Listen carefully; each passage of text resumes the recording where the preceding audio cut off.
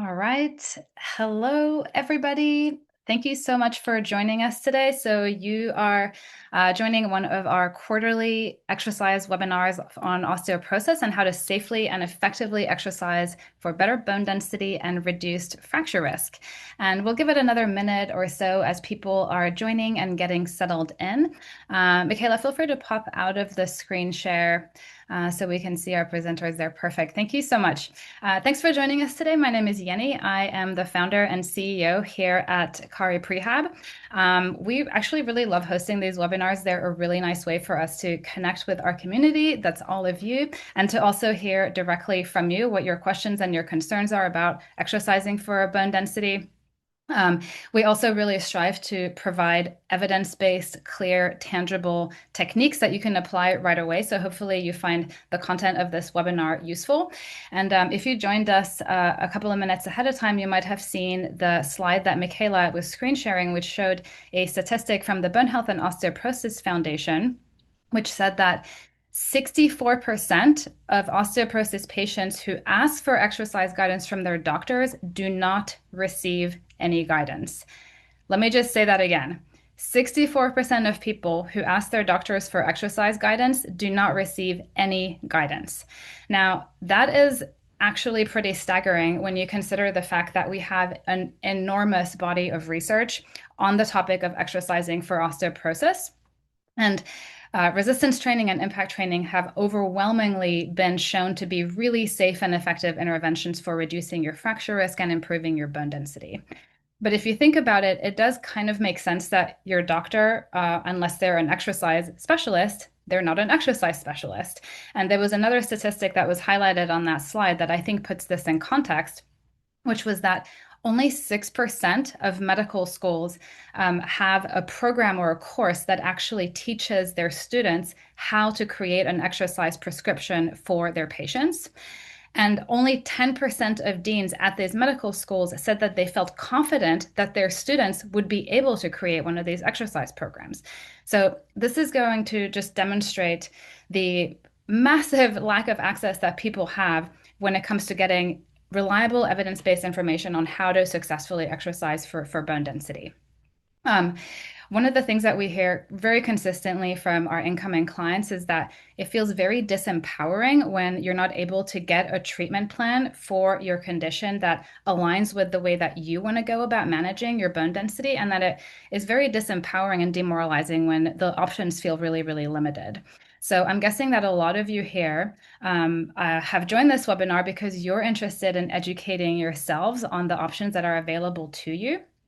And if any of that is resonating with you, then you're in the right place, because the goal of this webinar is for us to present the evidence and the research on what exactly is effective, what isn't effective when it comes to improving bone density and reducing fracture risk. So I want to reiterate that everything that we're stating here is not our opinion. It is the research on what has been shown to be effective. We want to be very reliable and clear and trustworthy on that front.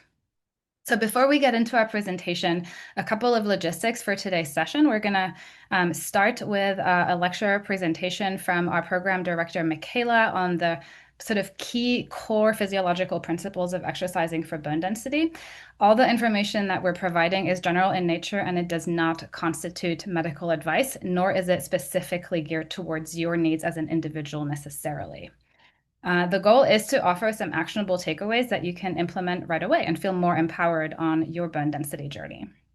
This webinar is also being recorded. So we will send out a replay of this to everybody that's registered. That'll go out either tomorrow or Monday, depending on how long it takes us to edit and upload the video. And then after the lecture, we're going to have a practice session, which is a little very safe, accessible movement session led by Michaela. And you're welcome to either observe or join the session and learn that way as well. We'll have plenty of time for Q&A afterwards. You can drop your questions into the Q&A at any time during the webinar. If you have a more logistical type question, I'll be monitoring that Q&A and answering those as we go. If you have a juicy, interesting question about exercise and bone density, then we'll save that for the Q&A portion where everybody can learn from the questions and the answers. Now, we're also really lucky today to have a couple of really cool panelists joining us. I'll introduce everybody right now. So, Michaela Smith is our program director here at CARI. She is a yoga medicine therapeutic specialist, a BoneFit-accredited and NASM certified personal trainer. She's also a nutritional therapy practitioner, and her whole realm of expertise is in this area of menopause, bone density, bone health, and midlife, how we can all thrive in this phase of life. We were due to be joined by our senior coach, Karen Weinstein, who unfortunately is dealing with a medical emergency today. However, we also have our senior coach, Ken Rhodes, who's able to hop in for the Q&A and provide some additional perspectives. And then we are extra lucky to be joined by Kim, who's one of our recent program graduates who volunteered her time today so that she can provide some client perspectives on her experience in the program and answer any questions on that front. So without any further ado, let's go ahead and get right into it. Michaela, take it away. All right. Hi, everybody. I'm so excited to be here. Let's just give me one moment here to screen share and we'll get started.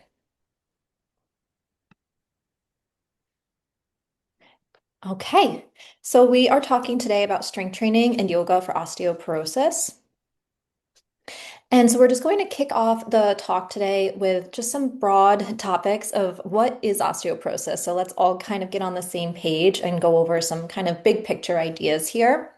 So osteoporosis is a condition where the bones become porous and fragile, and this is an imbalance. This is due to an imbalance of activity between two cells in the bone, and those two cells are osteoclasts. Those cells absorb bone, and osteoblasts, which are cells that build the bone.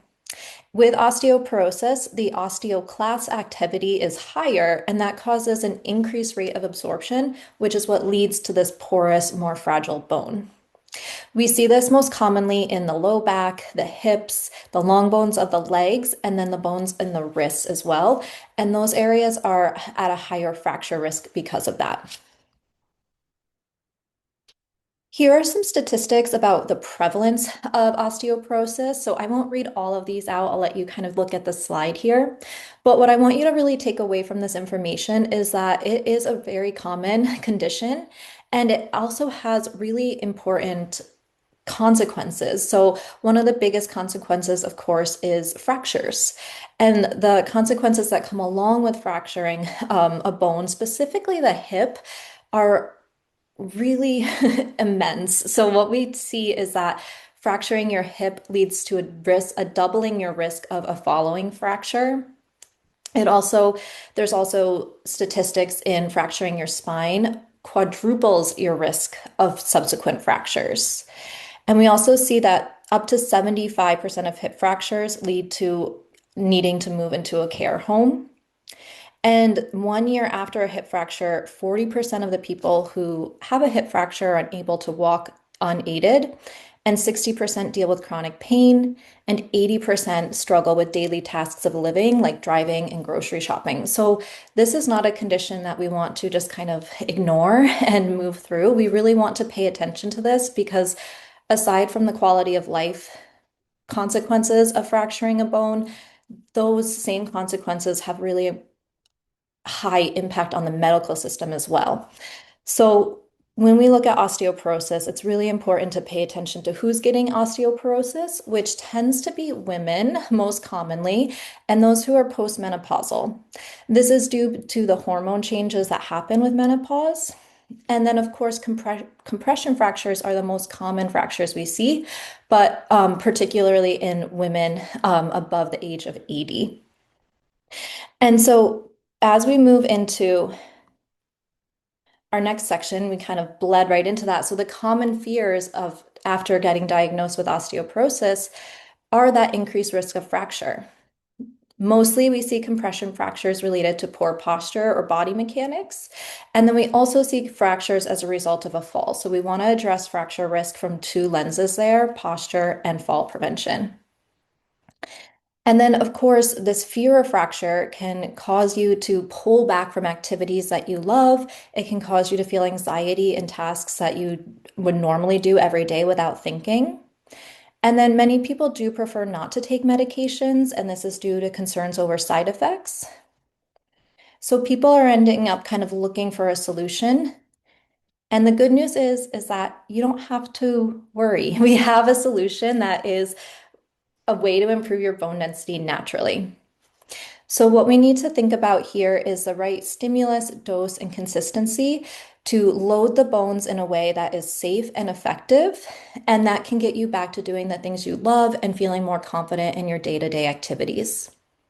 We are also really strong proponents of finding a community who are of a similar mind and going through the same thing as you so that you can feel supported and understood, because we know that there is a lot of fear and anxiety that is associated with this diagnosis.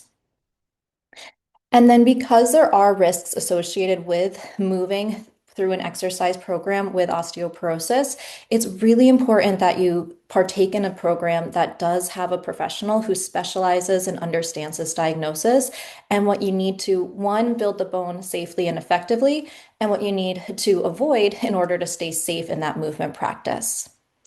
We see in research that supervised programs are almost 2 times as effective at preventing the fragility fractures in adults than in unsupervised programs. So that coach support is really important. So why is strength training so effective for osteoporosis? And of course, what is the role of yoga in our program as well? We're going to dive into this in a lot more detail. So this here is just kind of some big overarching principles, and then we'll start to kind of play with each of these variables as we keep talking today. So we do use these 2 modalities in our program to address osteoporosis holistically. We utilize strength training. Strength training provides the stimulus to the bones that tells them to increase the activity of osteoblasts. Osteoblasts are, again, those cells that help to build the bone. And what we want to do is start to bring that cell activity up to at least as high as the osteoclast activity, and ideally higher, so that we can see maintenance or increase in density. What strength training does, and particularly for osteoporosis, is it provides an external load on the body. And that external load signals the body to say, hey, something's going on here. We need to respond to this. So the next time that this person throws some extra load on us, we're able to handle and react to that appropriately. So in particular, with strength training, we utilize a technique called axial load, and that is a top-down loading mechanism that loads through the axis of the body, which is the spine. In addition to strength training, we also utilize impact training. Impact training creates a bottom-up force through the body. So similar to the load that creates that healthy force down through the spine, the impact training creates a ground force reaction that provides a bottom-up impact into the hips and the spine. And then we utilize yoga because it has many benefits in that fracture risk reduction, meaning that it supports that balance and fall prevention. The efficacy in building bone with solely yoga is limited, but it has that really important, it's a really important tool to improve your balance, your coordination. We can improve the posture by creating more space across the front of the body and building some strength through the back of the body. And then, of course, yoga also is really well known for its stress reduction. And stress plays a really key role in osteoporosis as well because of its kind of wide-reaching effects on the endocrine system. In our program, we utilize 3 pillars to address bone density. So I've already kind of touched on this. You might already seen this coming, but that is that effective and progressive loading, improving posture, and building up balance. So if the exercises in our program don't land into at least one of those categories, they're not making it into our program. So we always look at our exercise selection and programming through this lens, and it has to check at least one of these boxes. So diving into the first pillar, which is our effective loading, We're going to talk a little bit more exactly what this does to the bone. So we're looking at this law, Wolff's Law, that states that bones adapt to the mechanical loads that are placed on them to become stronger. So that is like what I was saying, when you put a load onto your body, your bones are sensing that there's some new stimulus, and then they kind of say to themselves, oh no, we better build up some capacity so that the next time we see this force come at us, we've got more resilience to handle it. It's also really important to think about this in the opposite direction as well. So if we are not placing any load onto the bones, they have no reason to get stronger. Building bone is a expensive process for the body. And so we want to make sure that we're kind of giving the bones a reason to put that energy into building more dense, strong bones. So again, we do this through the use of axial loading. That axial load again comes through the top of the body, creates a healthy compressive force onto the bones that tells them to lay down more tissue. And we're specifically trying to target the spine, the hips, the legs, and the wrists. So our exercise selection is looking at where are we placing that axial load and is it getting to the target tissues. Now, once again, we utilize impact exercises for that bottom-up effect. So when our heels lift up and then they come back down to the ground, for example, in like a heel drop exercise, when the heels hit the ground, there's that reaction force that you can kind of feel vibrating up through the legs.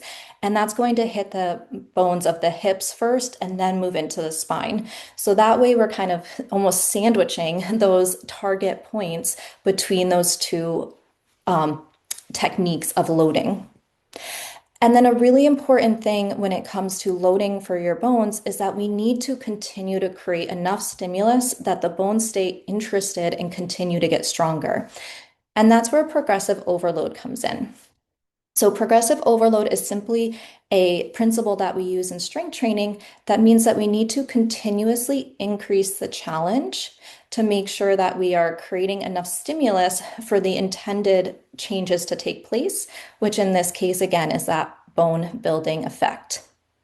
Without that stress, there is no reason for the bones to lay down more tissue. So we need to continue to give just enough stress that the bones respond and get stronger. And this is done slowly and carefully over time. So it's not about kind of going really hard, really fast. We take a really moderate approach. We start small and we build up really gradually over the long term. As I mentioned, we really look at the targeted exercises. Are we getting the axial load, the impact into the parts of the body that are most susceptible to osteoporosis? So once again, we're looking at loading the wrists, the spine, and the hips primarily. And then, of course, we always want to avoid any contraindicated movements. With osteoporosis, that's going to mostly be flexion of the spine or that rounding forward, particularly when you're under load. And we will dive into that a lot more and what that actually looks like when we get into our practice demo as well. And then our second pillar here is posture.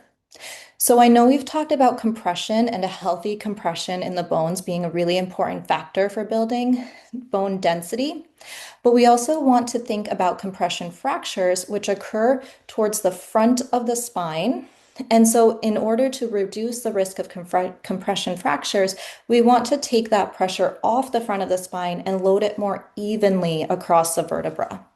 And we do that by addressing posture, by increasing the strength in the muscles along the back, by building more body awareness so that you can feel yourself kind of sitting tall in your seat. Everybody might have done a little posture adjustment when I said that. And so what we do in our program is we look at this improvement in posture through, again, two lenses. We utilize strength training to help build that strength in the back of the body that's going to keep you more upright so that your muscles don't have to work quite so hard to just naturally hold you in that position. And then we really love yoga, particularly for its support in posture. In yoga, we do a lot of movements that help to open up the tissues and the space across the front of the body. We also utilize exercises that help to strengthen the muscles of the spinal extensors, the ones that pull you out of flexion and into a more neutral or slightly extended spine, depending on the intention. Yoga also is a great tool for building body awareness. So once again, that can just help to create this kind of low effort awareness in your body of when are you falling into that position? Can you pull yourself out? And it also helps to increase body awareness in your everyday tasks where you might find, that higher risk of fracture. So you can see in this little graphic where we've got the lady lifting the box. So here she's using that body awareness to keep her spine nice and long. And then she's also practicing the movement patterns that she'll learn in her strength training to know how to keep the spine long, squat, and stand up without placing that excess load on the front of her spine. In yoga, we also, of course, place a lot of emphasis on breathing. And while that might not kind of feel like a direct relationship to posture, it actually really does relate because we're creating more mobility and space through the thoracic spine, which is connecting our rib cage to our upper back, the bones of our upper back. And that can help to, again, create more space through the upper body, relax tension through the neck that can allow you to stack your head more evenly on top of your shoulders. And so that breathing capacity really does help to improve your posture as well. And then the role of yoga in mental well-being is also well studied, and you can really feel the effects when you start to drop into a practice. And that mental well-being, again, kind of dictates how you present yourself to the world. Can you feel a little bit more confident, stand up a little bit taller, and allow that posture to really open up? And then our third pillar here is our balance. So building up that better balance. We have three components in our body that make up balance, and those are your proprioception. Those are little sensory receptors in your tendons, your joints, your muscles that tell your body where you are in space. So that is your kind of body-wide awareness of where you are. And it talks to you about kind of what surface you're standing on, how to move your body through space. We also have our visual system. Your eyes are telling your brain where you are in space. It's helping you to find that horizon line that helps you to stay oriented and grounded. And then we also have the vestibular system, which is your inner ear. This is another communication system with the brain, telling you where you are in space, your head position, and your kind of orientation with gravity. In our program, we specifically use dynamic balance and coordination. So we use exercises that are very active rather than just standing on one leg. So we do try to pull in the visual system, the vestibular system, and the proprioception together so that we're building up that system holistically.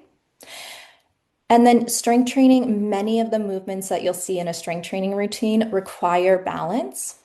Outside of that, we also utilize dumbbells specifically in our program because they are what we call free weights as compared to the exercise machines that you would see in a gym. Free weights take your body out of its center of gravity and ask you to use your core, your proprioception to keep yourself balanced and in a nice kind of stable position. So simply by using dumbbells, you are actually building up your balance just by training your core and your proprioception. And then, of course, yoga is a really great tool for balance because of its moving nature.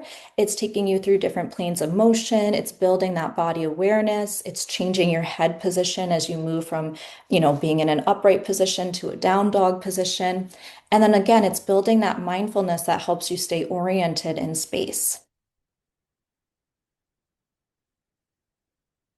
When we look at strength training as compared to other bone building tools, it's really important to see where strength training shines and where these other tools kind of fall short. So strength training is proven by many high quality research studies to be a safe and effective tool to increase bone mineral density. And it addresses more than just bone density. So again, it addresses that fracture risk reduction through its benefits for posture and balance. It also helps to increase your mobility, increase your strength, increase your muscle tone, which is really important for your metabolic health. It can help you to maintain independence for longer. And it's a really huge boost in confidence as well. When you start to feel stronger, it starts to bleed out into the rest of your life where you just feel more capable. And then, like I said, it has all of these other health benefits, including that improved body composition, better metabolic health, and increased overall resilience. When we look at these other tools, such as vibration plates, rebounders, OsteoStrong, and even with walking with a weighted vest, we see that we are lacking high quality research on a lot of these tools, and they don't provide those other functional benefits. We do utilize a vest in our program, and I'm sure we're going to talk on that as we get into the Q&A. We always do. So I'll just save that for those juicy questions at the end. But we also see that these other tools really don't provide the fall prevention or the posture improvement that strength training does. And you're missing out on that opportunity to really support your health in this kind of wide-reaching way with one tool. And then many of those other tools are lacking some evidence of safety as well. So we know that strength training is safe and effective. We are lacking that evidence of efficacy and safety in many of these other tools. And then lastly, I just wanted to talk a little bit about expectations. So what is the timeline where you can expect to see improvements in your bone health with consistent strength training? And just overall, what do you get from this? So we know that bone remodeling takes time. It takes about 12 to 24 months to see changes on a DEXA scan. And that is also related to other factors. So your nutrition, your recovery, other endocrine related cofactors that you have happening in your own medical history. But that 12 to 24 months is a good timeline to keep in mind when you start committing to osteoporosis or to strength training to support your osteoporosis. And then we need that consistent stimulus. So this isn't kind of a one and done thing. You can't strength train once and see results. This is something you need to commit to as a lifestyle change in order to see those changes. You can about 3 to 4 days of a moderate intensity strength training routine is shown to create improvements in bone density. And then something that I think is really important to touch on is that maintenance is actually an improvement. So with osteoporosis, the expected percent of bone loss per year is about 2%. So if you start to strength train and you find that you haven't gained any bone density, but you also haven't lost any bone density, that is actually a huge win because you curbed that trend of the 2% loss per year. And I think that's something that sometimes get missed because we get so focused on wanting to see those numbers increase. But keeping that maintenance of your bone density is actually really, really important as well. And then bone health is more than just density. So as I've touched on already in this seminar, we want to look at fall prevention, fracture risk reduction through posture and balance support. And then, like I said, there's other factors that you'll want to consider when you kind of place these expectations. And that includes your recovery. That actual building of your bone happens when you recover, your nutrition, your stress, and any other co-conditions that you might need to talk to your doctor about. And then up next, we are going into our optional practice here. So I'm just going to leave this up for a moment. So if you do want to join along with me, you can kind of grab these items.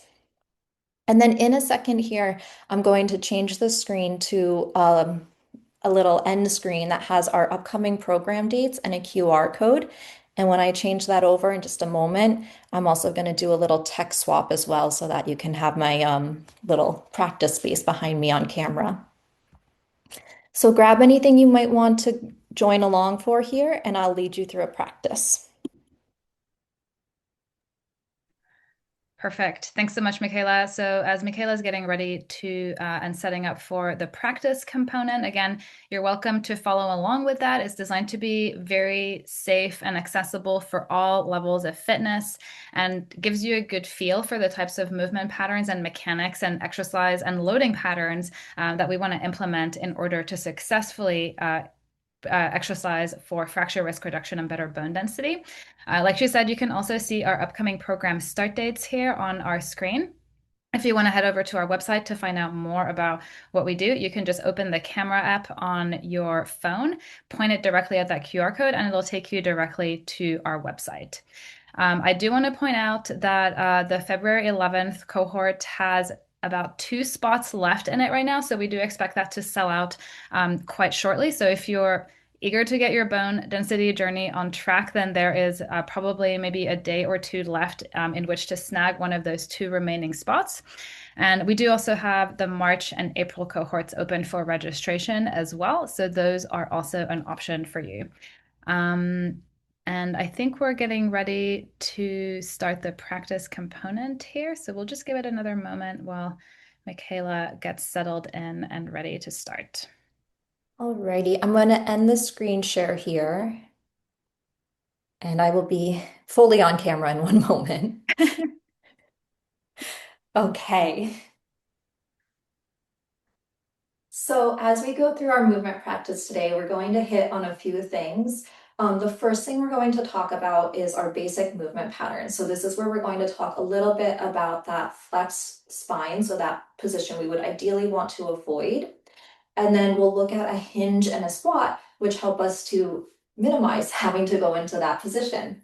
So a flex spine means that we are rounding out the spine. And when you have osteoporosis, again, there tends to be a higher risk of compression fracture at the front of the vertebra. And so when we round our spine forward like this, we are placing more pressure on the front of the vertebra. And then if I was to be holding onto a weight or a heavy laundry basket or grocery bag in a more flexed position, now I have that additional load from those other items that would be increasing that risk of compression fracture. But it is still important that you're able to pick up the things that you need to move around in your daily life. And we do that by using a neutral spine and a hinge or a squat to move through those patterns. So here I have a dowel. I'm just going to use this dowel to emphasize that neutral spine. If you have one, great. If not, don't worry. And I'm going to place this dowel right across the back of my body here. And what I'm trying to do is bring the back of my head, the back of my ribs, and the back of my pelvis to that dowel. Now, depending on kind of your unique body structure, it's okay if your head doesn't quite meet the dowel. So don't worry there if you're not quite able to bring your head back to the dowel. And then I just want to try to maintain that position between those 3 points as I send my hips back and bring my spine parallel to the floor. And this is what we call a hinge pattern. This allows you to keep that spine in a nice neutral position while you bring your body closer to the floor so that you could pick up an item as needed. So that is a hinge. And we also utilize that in exercises like a Romanian deadlift, which I will show you in a little bit. And then we can also utilize a squat pattern. So for a squat pattern, I'm taking my feet a little bit wider. I'm still maintaining a nice long spine, but instead of setting my hips back and my chest down towards the floor, I'm going to keep my chest lifted, bend at my hips and my knees. And now I'm coming into that squat where I've got that deeper hip bend, deeper knee bend, and my chest is more upright. Now this is how you might pick up a couple of heavy grocery bags and come up to safely stand. So those are two really important movement patterns that you learn through strength training and then really easily bleed into your everyday life to make those everyday activities much safer. As we start to look more into kind of some of our strength type of patterns here, we're going to show you 3 different ways that we load the body and why they're important in our program. So we're kind of going right back to that squat here. And we're looking at a squat progression. And so this is how we meet a person where they're at and we build up that challenge. So a squat can be progressed by beginning with something called a sit to stand, which is exactly what it sounds like. So here I have a chair behind me, and I'm going to come back into that squat I just showed you, where I send my hips back and down, and I'm going to come all the way down to that chair. Now, if you need a second to kind of sit your butt down, regather yourself, and then lean forward, push into your feet, and come back up, that would be kind of like our level 1. You can make that a little bit more challenging by just kind of kissing your butt down to the chair and then coming back up to stand. So that's a little bit more of an active movement. Now you could load that and pay attention to how I pick up this weight. I'm going to keep my chest lifted, grab onto my weight, and bring that to my chest. You can load your sit to stand. And so here I'm going to send those hips down and back, tap the chair, and then come up to stand. From here, I can move that into an unloaded or a loaded squat. So if I wasn't loading this, I would just have my hands at the chest without the weight. Otherwise, I'm holding it in this goblet position, nice and close to the body, and I'm sending my hips down and back into my squat, and then pushing through the feet to come up. Holding the weight in this position places some of that healthy compressive load on the body because our shoulders sit above the spine. So anytime we hold weight in the hands, it helps to create that downward push into the bones of the spine. Now from here, once again, just kind of watch how I put that weight away. I'm going to send the hips back, bend at my hips, my knees, my spine stays long, and I can come up to stand. So that is our squat. We utilize that a lot in our program. It's one of our major lifts. And then we also utilize something called an RDL. An RDL is a wonderful exercise for building more strength through the entire back line of the body, making it a really helpful posture exercise. This is very similar to what I just showed you with the dowel on my back, but now we're going to add some weight to it. So once again, I'm going to catch onto these weights, holding them in my hands. And now I'm going to take that hinge pattern with a little bit of loading. So I soften the knees, I imagine that dowel on my back, and I'm trying to maintain contact as I send my hips back, chest down. Now here I'm thinking about drawing the shoulders away from my ears and resisting the effort of the weights pulling me down into a flex position. So I'm really using those posture muscles to keep me nice and long and neutral. So I'm just going to show you a few repetitions of this. And this is also an excellent way to build that habit of keeping the spine nice and long for your everyday activities, picking things up and putting them down safely. And then one more exercise that we utilize quite frequently is our overhead press. This is one of the clearest examples of osteo load because it's just so beautifully demonstrated of that overhead movement. So we have two weights in hand, and I'm keeping a nice tall neutral posture so that as I press those weights overhead, you can imagine that line of force moving through the wrists, coming down through the spine and into the hips. And then we bring those weights back to the shoulder and press overhead again. In this exercise, we're looking to maintain that nice long neutral spine. So we're trying not to overly extend the spine to keep everything nice and stable. So this again is one of our major lifts. We utilize variations of this to create that really healthy axial load through all of the key points that we really want to target. And I'm just going to move these weights out of the way here for a moment so that I can show you one of our balance exercises. The first balance exercise I'm going to show you is a ball toss.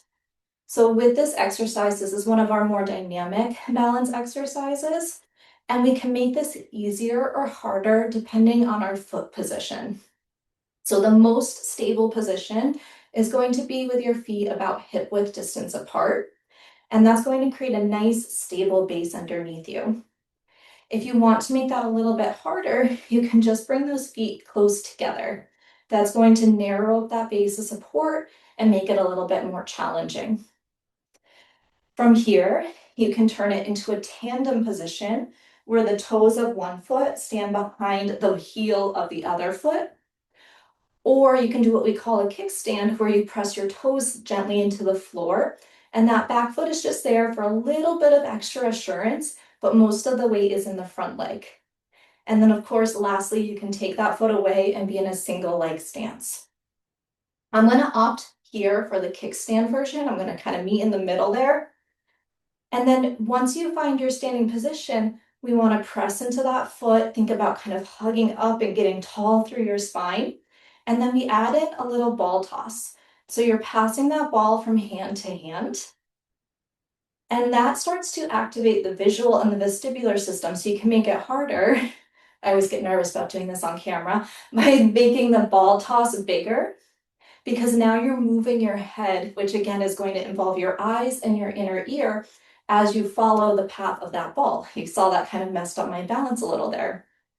And we want to find that challenge of balance that feels hard but doable. So you're kind of sitting on the edge of your capacity there where you can still hold your balance, but you might have to correct every now and then. And that's how you're building that balance up.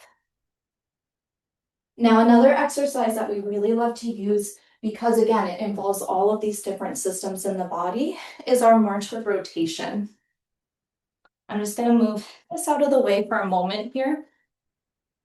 And for the march with rotation, you can use any item like a foam roller, a pillow, a yoga block in your hand, just something that's light and something you place between your palms. And then just like the ball toss exercise, we're able to progress or regress this to meet you where you're at in your challenge needs. So we're holding this object out in front of us, and then step one would be to just tap those toes out in front of you. So you've got a little bit of support. From here, you're going to rotate your chest towards that front leg, and your gaze is coming with you. And then come back to your starting position, bring that foot to the floor, and switch your side. As you turn your chest, once again, you're getting that visual input, that change in your head position that stimulates the inner ear to turn, kind of communicate your balance. And if you want to start to make this a little bit harder, rather than tapping the toes to the floor, you can start to hover. You might just hover a little bit, or you might find a nice big knee drive and bringing that leg in line with your hip. And then come forward. If you're doing this with me, you'll see that this is not an easy exercise, and it takes a lot of practice to get, pretty good at.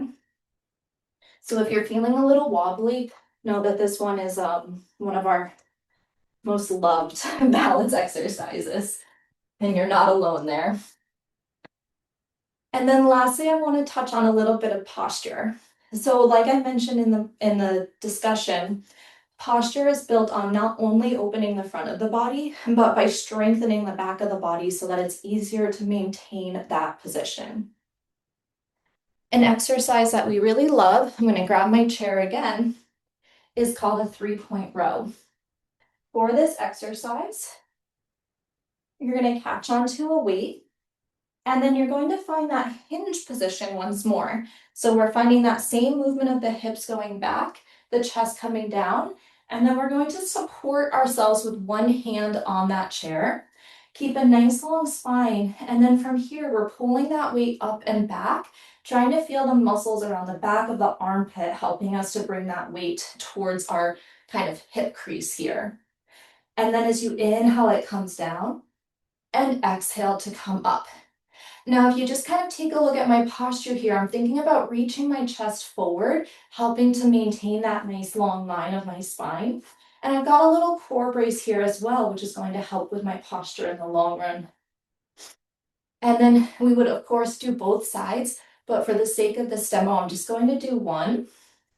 And then set that weight down, push through your feet, and come up to stand. So that exercise is strengthening some of these really big muscles on our back that help us to pull our shoulders back and have our arms rest in a more natural position. The next exercise I want to look at for posture is called a band pull apart. I think that this is one of the best exercises that really beautifully demonstrates that feeling of opening across the chest while strengthening across the back of the body.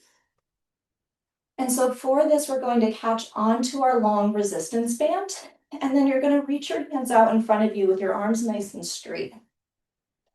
From here, you're going to keep those arms straight and imagine squeezing your shoulder blades together to pull that band apart and then come back up. We like to do a 3-way pull apart where we go on a diagonal and then we go on the other side's diagonal, and that just helps to get more muscle fibers recruited here. And you can see this action of keeping my chest nice and broad And if you're doing this with me, you can feel the effort of your shoulder blades squeezing together and creating a little bit of that nice heat in the back. And you can imagine that balance of the open chest and the strong back to keep you nice and upright. All right. If you're having fun with that one, feel free to do a few extra reps. It's one of our favorite kind of posture exercises. And then lastly here, I'm going to show you an extension exercise. So that is strengthening the muscles right along the column of the spine there. And we know that these extension exercises are really impactful for helping to prevent compression fractures because again, they're quite literally the job of these muscles is to take you out of that flexion and to pull you into more of an upright posture. So for this exercise, we are coming down onto the belly. And we're going to land on the floor here. You can rest your head if you like. I'm going to keep mine lifted just to try to not mess up any of the sound quality. And think about lengthening your legs away from you here. So I tuck my toes under, I reach my feet away from me, and then I untuck. I'm also thinking about drawing my tailbone towards my heels and grounding the pubic bone down into the floor and bringing my hands next to my chest. From there, I squeeze the shoulder blades back, and then I imagine those muscles right next to the spine helping me to lift. And I'm trying to keep a nice long line through the back of my neck. My gaze is down, and my shoulders are pulling away from my ears. And then lower back down.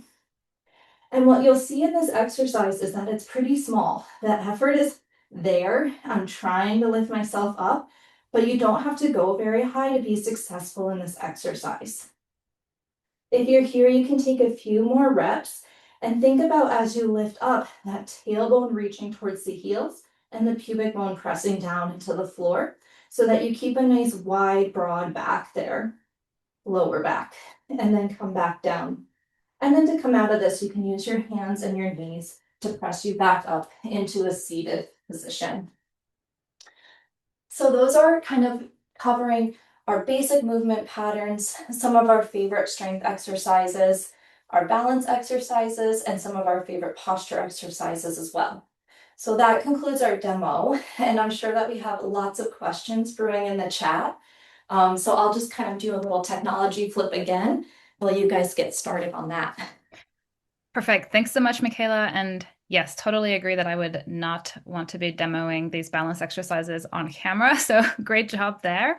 We're going to head into our Q&A, and there's already a bunch of great questions there that we'll tackle right away. Before we do that, I wanted to share a little poll on screen with you all. So if you cast your mind back to the beginning of the webinar, we talked about how this overwhelming percentage of osteoporosis patients who asked their doctor for exercise guidance could not get any exercise guidance. So we're actually extremely interested to hear what your experience has been in the medical system or elsewhere when it comes to getting reliable, trustworthy, evidence-based exercise guidance. So I'm going to share the poll right now.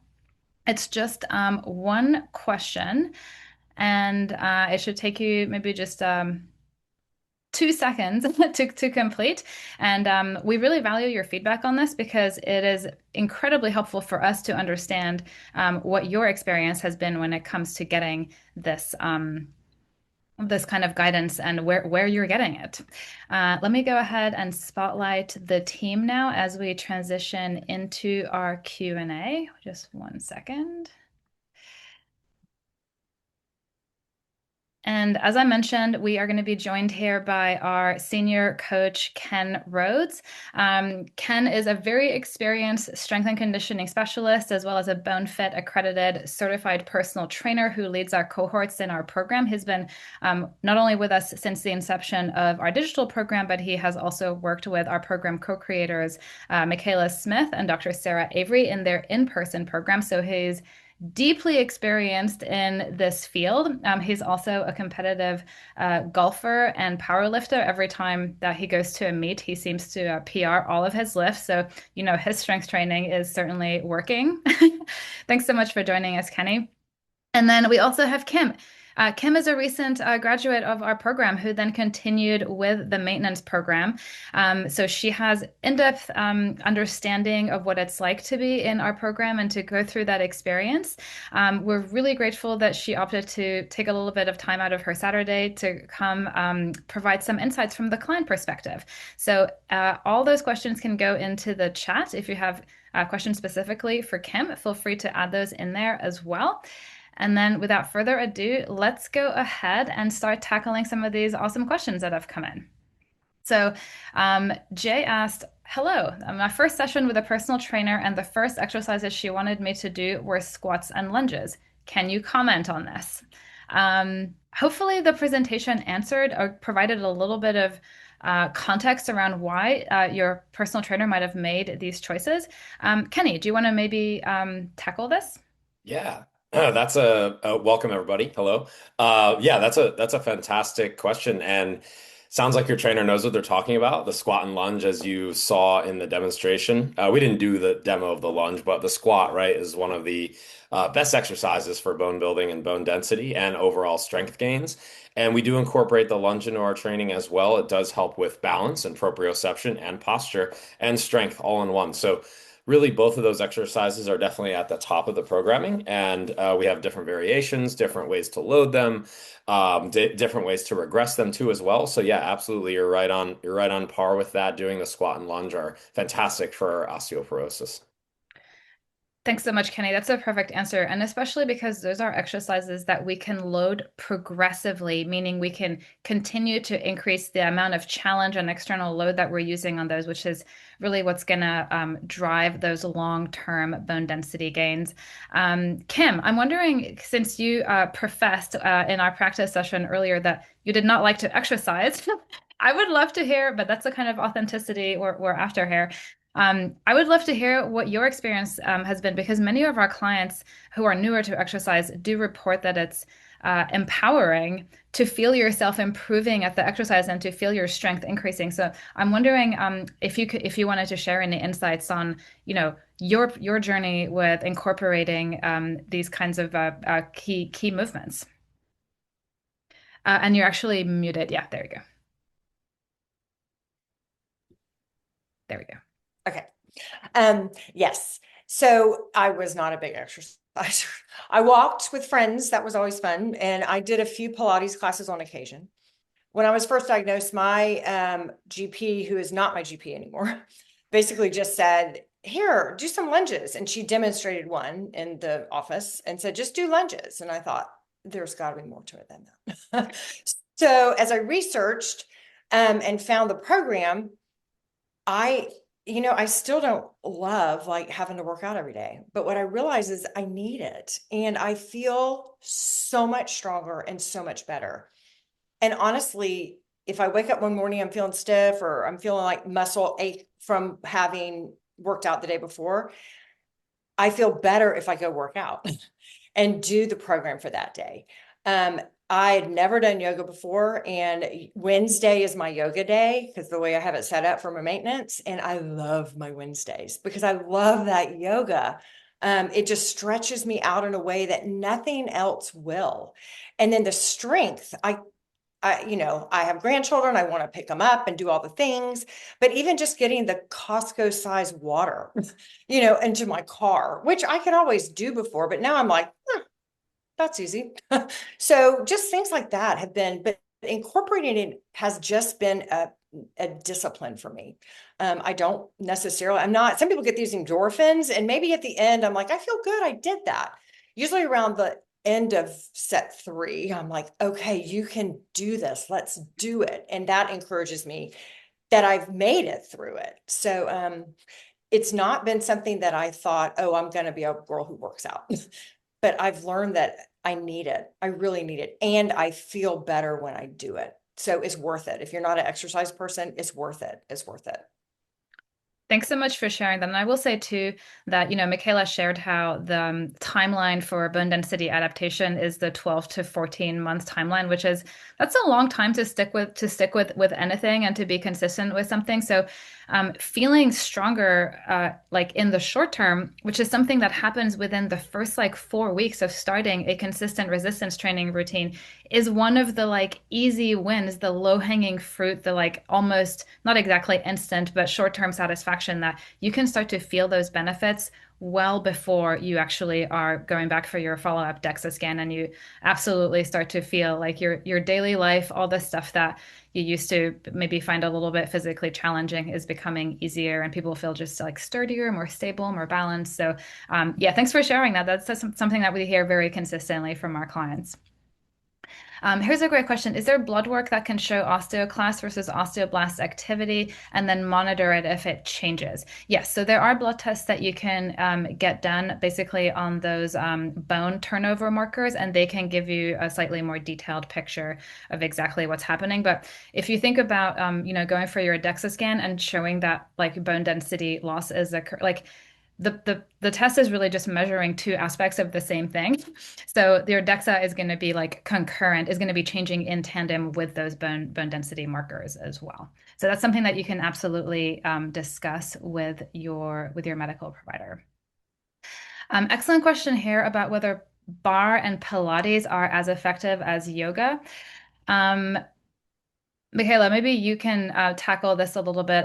I would say that the main difference between bar and Pilates is that they are definitely kind of fitness workouts, whereas yoga has a really strong mindfulness and introspective component. So those are the things that really drive the body awareness and the stress reduction mechanisms that yoga includes. So it just kind of checks more of the boxes. The movements in yoga also tend to happen on like in a broader variety of planes of movement, and they're flowing and dynamic. So they're contributing more to your kind of daily functionality rather than these small pulsing isolated movements, which bar and Pilates focus on. Michaela, maybe you can expand a little bit on this. Yeah, so you covered a few of my first like thoughts as well when I read that question. And then the other thing that comes to mind too is the ability to kind of modify a yoga practice to support osteoporosis around modifying something like bar or Pilates, both of which bar is kind of based off of Pilates, so there's a lot of overlapping movement patterns there. And both of those modalities often incorporate like a rounding of the spine in their core work, which is again placing that kind of body into the spinal flexion. And then you're often kind of loading it in some degree, whether that's with the reformer machine or the weights in the bar practice. So there are some contraindicated movements in Pilates and bar that you could certainly work around, especially if you really love those modalities. But you would want to discuss with your instructors and be really mindful of and have a good knowledge of what to avoid and how to replace it. And that's such a good point. Interestingly, Kim, you were just saying that you went to Pilates, but now you now you love the yoga. Yoga does have all these very well documented, well researched benefits, but you do need to be working with a yoga instructor that has an understanding of osteoporosis in order to get those benefits. And a lot of public group yoga classes are really focused around this notion of like improving flexibility and range of motion. And deep stretching into very intense ranges of motion is not something that we would want to be doing with low bone density. So the practice does need to be tweaked in order to be safe, both safe and effective for those with low bone density. Um, Great question from Sue about whether osteoporosis and scoliosis interrelate. Does strength training help both conditions? Yes, it does. There's research on this as well. So the big picture here is that for both osteoporosis and scoliosis, what you want to implement is a spine stabilization exercise routine. And that is what an osteoporosis program does. Our senior coach, Karen, actually has very severe scoliosis herself, and has found amazing benefits from strength training. It has actually prevented her curves from progressing, which is one of the major benefits of strengthening the muscles that stabilize and support your spine. One of the main things to consider with scoliosis, and Michaela, maybe you can talk a little bit about this, is that individual tolerance to specific exercises can vary quite widely. So it is important to have a coach that understands both things and then can offer modifications. And Michaela, maybe you can give just a couple of examples of what that might look like. Yeah, so we have people with scoliosis come through our program quite frequently, and we found that, like Yenny said, like what aggravates one person might not aggravate another. So it is a situation and where you need to have really clear communication with your coach, and that way they can help you to adjust any exercises that don't work for your body. Typically, we find that some of the unilateral, so something like a lunge or anything where you're primarily placing the the weight on the front foot, those tend to be a little bit trickier sometimes for people with scoliosis, but that's also not a rule. We see people tolerate those just fine. So what I would say is that it really comes down to communication so that your coach can support you in helping you to figure out what works, what doesn't, and how to create modifications and alternatives to support your specific response to the exercises. Kim, maybe you have something to add to that in terms of the support that you were receiving in the program, if you needed modifications and what that looked like from a practical standpoint. Yeah. Mine was like my hips always bothered me. I had, I don't know, bursitis or something for a while. And there was something that just my hip was always, and it just kind of bugged me. So Karen was my coach, and originally, now Michaela's my coach, but originally, so I just told Karen, I said, I do the cool down things that Yenny does, which are fabulous, and the recovery is great. But I need something that's stretching out my hip every day because it's just driving me crazy. And so she sent me these 3 videos that I actually saved so that I can go back, and when it bothers me, then I know that's it. And then sometimes in the yoga or even in some of the cool down things Jenny does, it'll be some of those same exercises. But it's nice because I said, hey, this is bothering me. She got right back to me, told me what I could do, and it really helped. And I started also with knee pain that I don't have anymore. And she said, just hang in there. I think the more you do, just don't, put this or whatever. But she said, just hang in there and you'll get, and I think it'll strengthen. And it did. It's been amazing.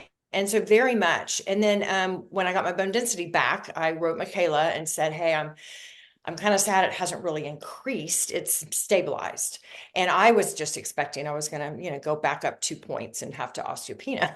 But what she helped me understand is that stabilization is good. And I'd only been doing it for 10 months. So I need to wait that 12 to 24. So now I'm just really excited for 2 more years when I'll do it again. And then I've done it 3 years and we'll see what we do, or 2 years and 2 months. So anyway, so yeah. That is such a good point. How, Kim, you just kind of brought this up, and we hear this from other clients too, how when you feel and you see the improvements, your next exoscan becomes something that you're actually excited about and looking forward to rather than dreading it.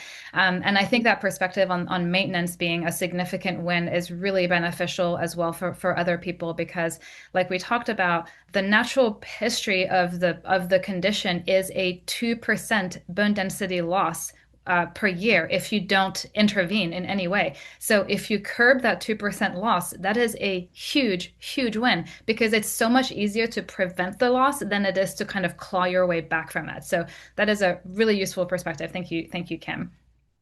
And I'm going to hop ahead, but I'll go back to the other questions, because Randy asked about what about the knees when you squat? Is there a way to protect the knees? So Kim just kind of alluded to this. When you create better muscular strength and support for any joint, including the knee, that is protective, not the opposite. So a lot of the time people do report in our program that, the sort of daily aches and pains that they experienced before tend to start to dissipate as they develop more strength. Your joints in general, really, their health depends on the fact that they're being taken through their active range of motion regularly. The articular surfaces of the joint stay healthy that way when they're like moving around and smushing against each other. Many of our joints are synovial joints, which means that there is a kind of capsule that encases the entire joint. That capsule produces synovial fluid, which lubricates and cushions the inside of the joint. So the more we're moving, the more synovial fluid we have. Literally, it's like a slip and slide motion is lotion situation in there. So all of these things contribute to better knee health and health in your other joints. So unless you have a specific knee thing, you do not need to do anything to protect your knees. In fact, the exercise is the protective effect. Kenny, maybe you can talk a little bit about this too, because you are like knee issues are some of the most common things that we see in our program. And obviously, it's not a case of like, oh, just start squatting and lunging. Like, we want to ease people into it in a way that keeps them pain free and then gradually builds up the strength. Can you talk about how you do that? Yeah. Definitely. You took the words right out of my mouth. Motion is lotion is like one of my favorite sayings, and the exercise is the protection, right? So, in order to start out a program, if you're new to strength training, just like Michaela demoed in the beautiful movement screening there, that the squat is the foundational movement of the program, and you can start out at just body weight to a chair or to something even higher and get used to moving in that way. And over time, we use a theory called progressive loading or progressive overload, where we slowly build up our tolerance to different weights. And I'm sure Kim can attest to this too as well. You may start squatting at body weight during the first week, and by the end of the 13-week program, you are squatting with 10 or 15 pounds in the goblet hold. So it's a slow, steady progression, and it takes time for the body adapt to the stimulus that we place upon it, which is Wolff's Law. We talked about that too. And kind of tying that all together, right? There's times where we may need to regress a movement and back off and not use weight or use less weight and listen to our body as we go. But overall, combining all that together and using smart loading and having good communication with your coach are really the key to progressing forward with your strength training program. Perfect answer. And with any movement in our program, we have a lot of different alternatives that we can provide you with that are going to be a better fit if you are having pain in that movement. That's something that our coaches are very habituated to doing. And there's many variables within the movement itself that we can tweak to make it less taxing and less challenging if you are suffering with a little bit of pain. So that includes things like Kenny said, slightly reducing the load. That's a really obvious one. We can also reduce the range of motion that we're using, so you're not pushing into the painful part of the movement. And over time, you'll see that the sort of margin of like where it hurts just edges out further and further as you build better function and better capacity and better muscular support for the joint. Hopefully that answers the knee thing. But this leads to a great question too, because we've already been talking a bunch about the sort of individualized nature of the program. So somebody had a question about whether a husband and wife can share the program and thus only pay for one membership. So the program is in a cohort base. So you are starting on a specific date with a group of people and going through the program together. However, that whole time you are in private one-on-one communication with your coach, and they are giving you guidance and loading progression that is specific to you, your baseline level of fitness, your unique injuries, maybe prior joint replacements, mobility limitations, and how you're progressing in the program. So, the one-on-one coaching is really the sort of cornerstone of the program and the thing that makes it safe and effective. So we would not be able to do it like two people for the price of one, because it would be very dysfunctional for you to be sharing the same account where like the program is being delivered and you're being prompted for feedback. And it would make it very difficult for your coach to, give you the level of coaching that supports the outcomes that we want you to have. Hopefully that answers that question. Not a question, but a comment. Love how Michaela connects the movements to real life. A squat makes sense in the context of heavy grocery bags and the deadlift for laundry basket. Thank you so much for bringing that up. This is one of the best things about traditional resistance training, is that the movements very closely replicate the demands of movements that we're doing in daily life. You're getting better at all those movements. Kim already mentioned the lifting of the Costco, the Costco water. Do you have other things that you've maybe noticed have become easier as you've built more strength, Kim? Oh, everything. That's Yeah, easy then. yeah, it's really everything. And it's funny because as I was getting older, I'm a strong kind of person, but my husband would say sometimes, not in a mean way, but just like, you're not as strong, just little things like, can you help me carry this? And I'm like, sure, but he has to carry the bulk because I couldn't get it. Now he comments now like, wow, you got it. You can do this. My grandchildren, I mean, my oldest ones are 6 now. And my one who weighs probably 60 pounds loves to run from the street into my arms and jump. And I just get in a squat and I'm like, I got this. And my daughter just laughs, you know? So stuff like that, I can do that. I can wrestle with the boys on the ground, you know, when they're young. I mean, they're young still, but those are things that I feel like I wasn't strong, or I do it and then I'd be like, oh my gosh, I don't know if I can do that again. And now I'm like, I'm gonna bring it, I'm good.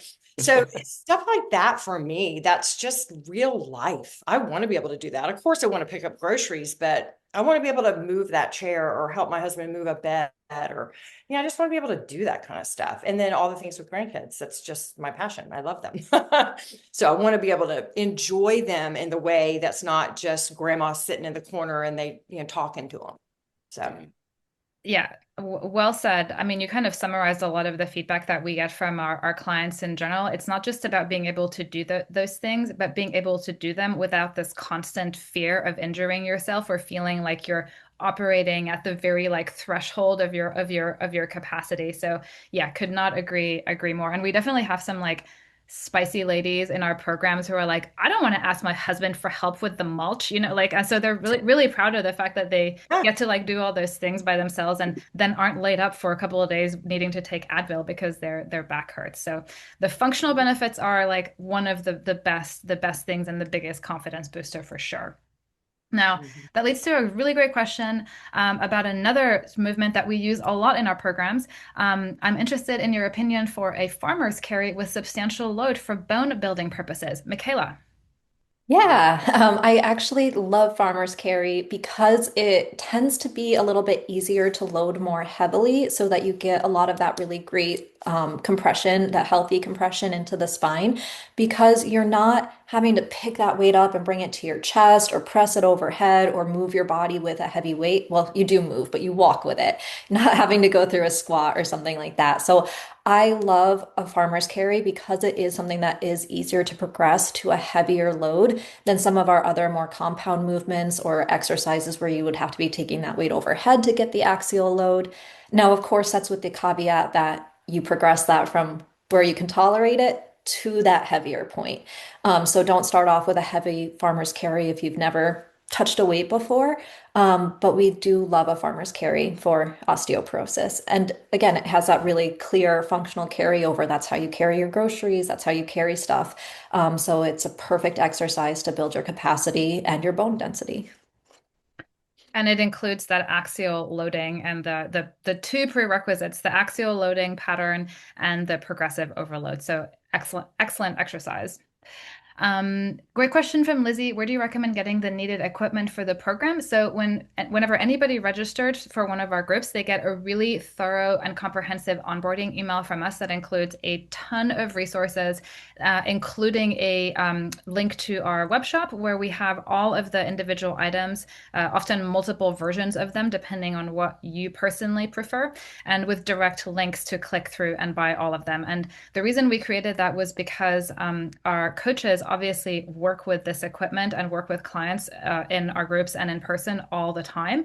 So we selected equipment pieces that they personally have vetted and tested and use in real life for their quality and their durability and their value. So you do get access to that list as soon as you register for the program. And when you register is also when you gain access to your coach. So if you're unsure about what is the best equipment for you or what weights you should buy, then they're there to assist you with all of that as well. Excellent question from Mike. What is the best way to increase abdominal strength if crunches are not recommended for people with spinal osteoporosis? This is another way in which resistance training rules. All compound movements, like what we use in our program, are core strengthening exercises. Michaela, maybe you want to talk a little bit about that. Yeah, so like Yanni said, when you're utilizing your whole body to do a functional movement like the RDL I showed or the squat, you are utilizing your core to help you maintain the position of your spine. So in our program, we do actually start with core bracing. So in our program, we have an introduction week, and in that introduction, we go over core principles that you're going to want to pull into your practice once you start adding weights. And one of the very first days, we talk about core bracing. And so that's how to engage your core to kind of hug and support your spine in these movements. And we start with a kind of regressed version on the back where you really just you understand how to utilize that core bracing. But then we kind of start to utilize it right off the bat when we start moving because you stand up and then you give yourself that little core brace to keep you nice and strong and stable through all of your exercises. And then, of course, we also do incorporate other more targeted, specific core exercises in our program. And there's lots of ways to train core that are not just crunches. So we use things like planks, we use some banded exercises. We use variations on a chop. So there's tons of different ways that we can strengthen the core outside of just crunches. And often these other exercises that we're pulling into our program are targeting those deeper levels of the core. So a crunch tends to target more of that superficial, like six-pack muscle, the rectus abdominis. But there's actually many layers behind that that are going to create more of that spinal stability. And the exercises we choose tend to target some of those deeper layers of the core and really ask you to keep yourself in a specific position while you kind of disrupt that position. So it's asking you to stay stable as you're creating these intentional disturbances to the shape. Which is really what functional core stability is. It's your ability to keep that support as you're moving. Crunches are great, but like Michaela said, they're targeting one of a pretty large group of muscles that make up your core collectively. And we talked about the front, the crunches are essentially targeting that rectus abdominis muscle at the front, which is the six-pack muscle. But you have all of the muscles that are on the side of your waist and also the muscles of your low back. So the core is really like a cylinder, and we want to target all sides of that cylinder and all layers of that cylinder. And resistance training does that without you even having to think about it. It's really convenient. Um, Mary's asking, what if you don't need the strength training portion but are interested in the yoga piece? Interesting question. So the strength training is definitely the meat and potatoes of our program because of the huge array of functional benefits as well as its ability to actually target bone density. There are probably like lots of resources available on yoga geared for people with osteoporosis. So if that's something that you want to dive into, I would probably recommend going with one of those resources, keeping in mind again that the yoga does not improve bone density, but it has the ability to target and is very well documented in its ability to target some of these other fracture risk variables. Awesome question from Kimber. How does this program compare with Lift More? Some bone health forums I have looked at say there is a high level of injury associated with this program, especially for older and middle-aged women. I am 63. So for those of you that aren't familiar, the Lift More trial was a really groundbreaking study and very high quality, very well executed piece of research that really kind of established resistance and impact training as safe and effective interventions for osteoporosis. It's different because it is a high load, low rep program. And it is more intense because the impact component is, I would say, less progressed than what we do in our program. But Michaela, I'm wondering if you can talk a little bit about the spectrum of interventions where we can have success and what that looks like in practice. Yeah, so the Live More trial utilizes what we would call like a high intensity resistance training. So that means that, like Jenny said, they're using much higher loads at lower reps. And we're talking the loads that they're working up to are about 80% of a person's body weight or 80% of that person's one rep max, which is what's the heaviest you can lift in, let's just say, a squat only one time. It's so heavy you couldn't do it again. So you can imagine that load is quite high. And if you're working at 80% of that, you're working at a pretty high capacity. There are dozens, many other studies that show that a moderate intensity resistance training technique, which means that we're lifting at kind of lower to moderate weights, but more repetitions and often more times per week, is also a successful intervention for bone density. So that is the model that our program takes because it is a home-based program. We are utilizing dumbbells, not gym equipment. And so naturally, we are using lower loads. And then we're also, again, utilizing that more days per week, a higher rep range with those lower loads. And I would say that tends to be a more approachable way to come towards strength training, especially if you are newer to this or you're really worried about that kind of injury risk, especially if you're coming to this with osteoporosis. And of course, that brings up a concern for injury. Kenny, I'm wondering if you can maybe touch on this as well. And Kim, I'd love to hear from you too. Because our program is so highly individualized and really designed to meet every participant where they're at. Um, this means that, everybody's following the same program structure, but the amount of weight that you're lifting and the sets and reps that you're doing could be really different from one person to the next. Kenny, maybe you can just touch on that really quickly in terms of, like just how much true variability you see within, say, like one of your cohorts on this front. Oh yeah, absolutely. Yeah. So just using broad examples here of people I've coached over the years, I've had people come in the program who have never touched a weight before, and picking up a 5 pound dumbbell and squatting it is a big endeavor for them, and that's a big deal. And I've also had people come through who are squatting a barbell with 135 pounds on it. So, it really depends on your exposure to loading and your tolerance and your stamina and your overall strength as you come into the program.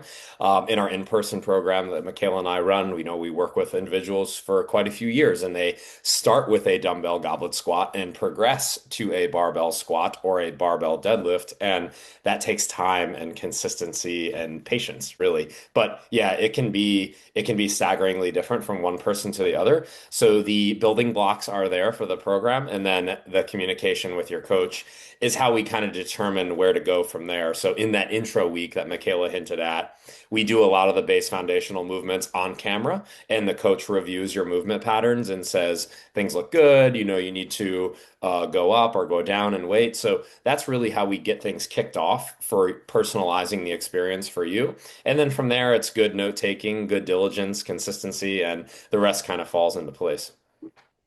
Great answer, Kim. As a previously novice weightlifter and now an experienced weightlifter, what do you think?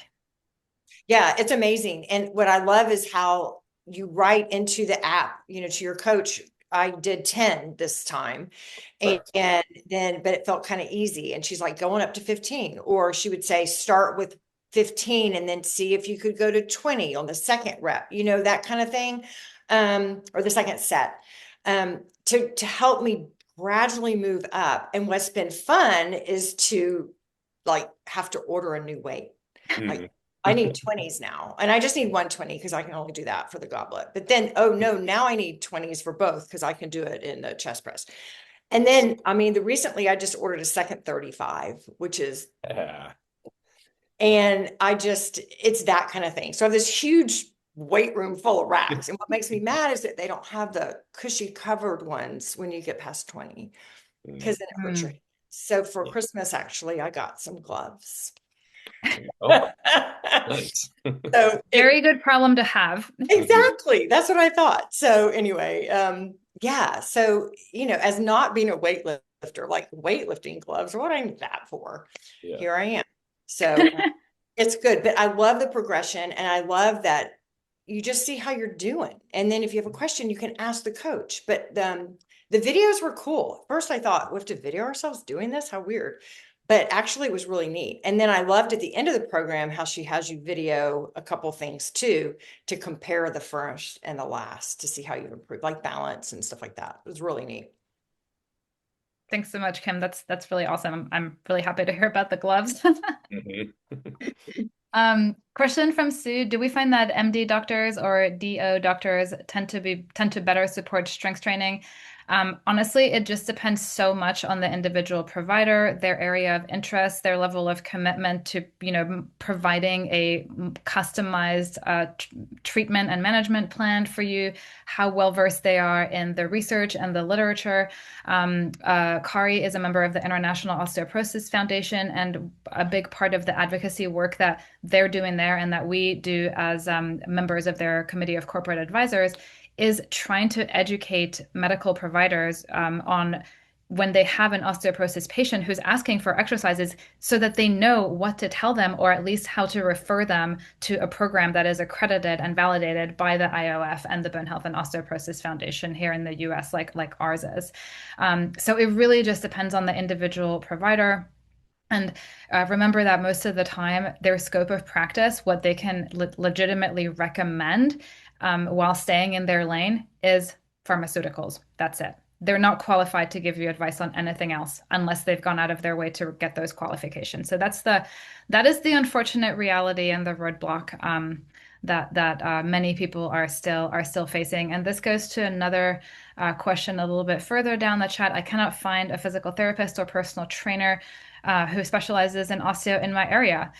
This is why we made our program virtual. There is a huge lack of access. I live in North Carolina, and there is not a single BoneFit trained movement professional in the state.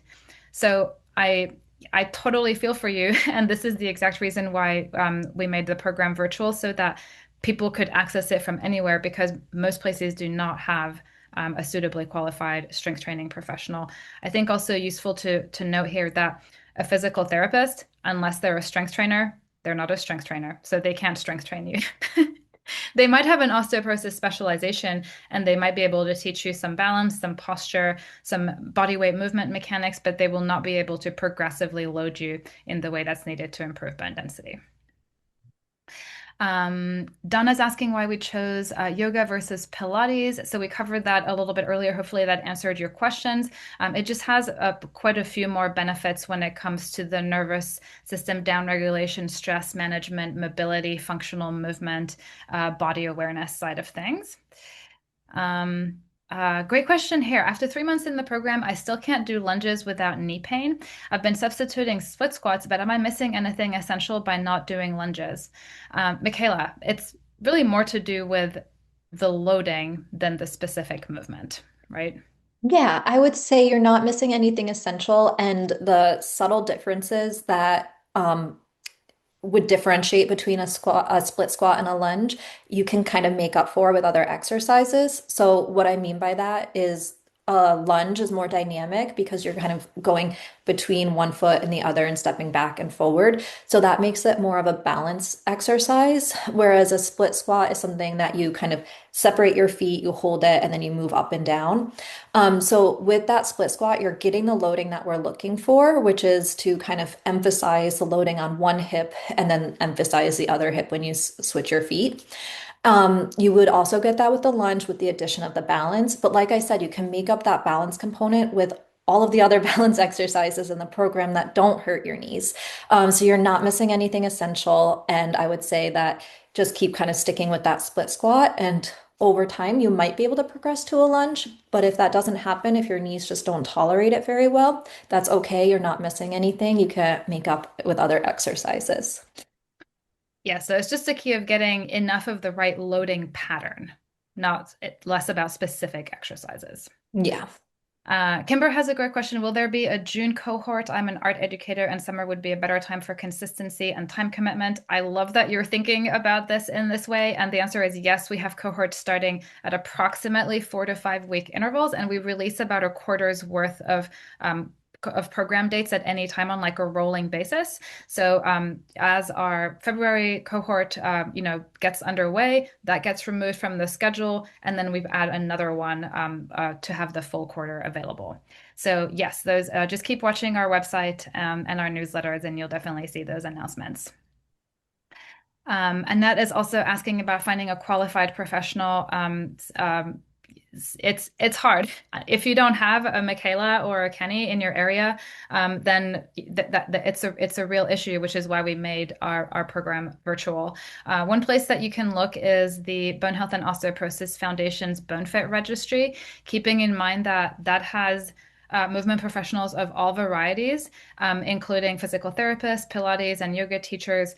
So what you're really looking for the comprehensive approach is a strength training professional to give you the stimulus that's needed for bone density adaptations. How many reps and sets of the exercises that Michaela demonstrated? That depends on so many variables that are unique to you. That's the kind of guidance that we can start to give when we have your intake form, your movement assessment videos, a little bit of context once you're in it's like steady back and forth of one-on-one communication with your coach, and we see how you're responding and adapting to the exercise stimulus, how you're recovering. So that is not something that we can answer in the context of this webinar, unfortunately.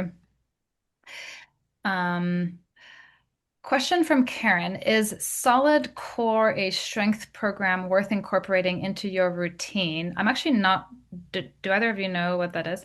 Are plank crunches okay to do if you can, and will that improve bone density in lumbar spine? So can't speak about the solid core program since we are not familiar with it or the methodology.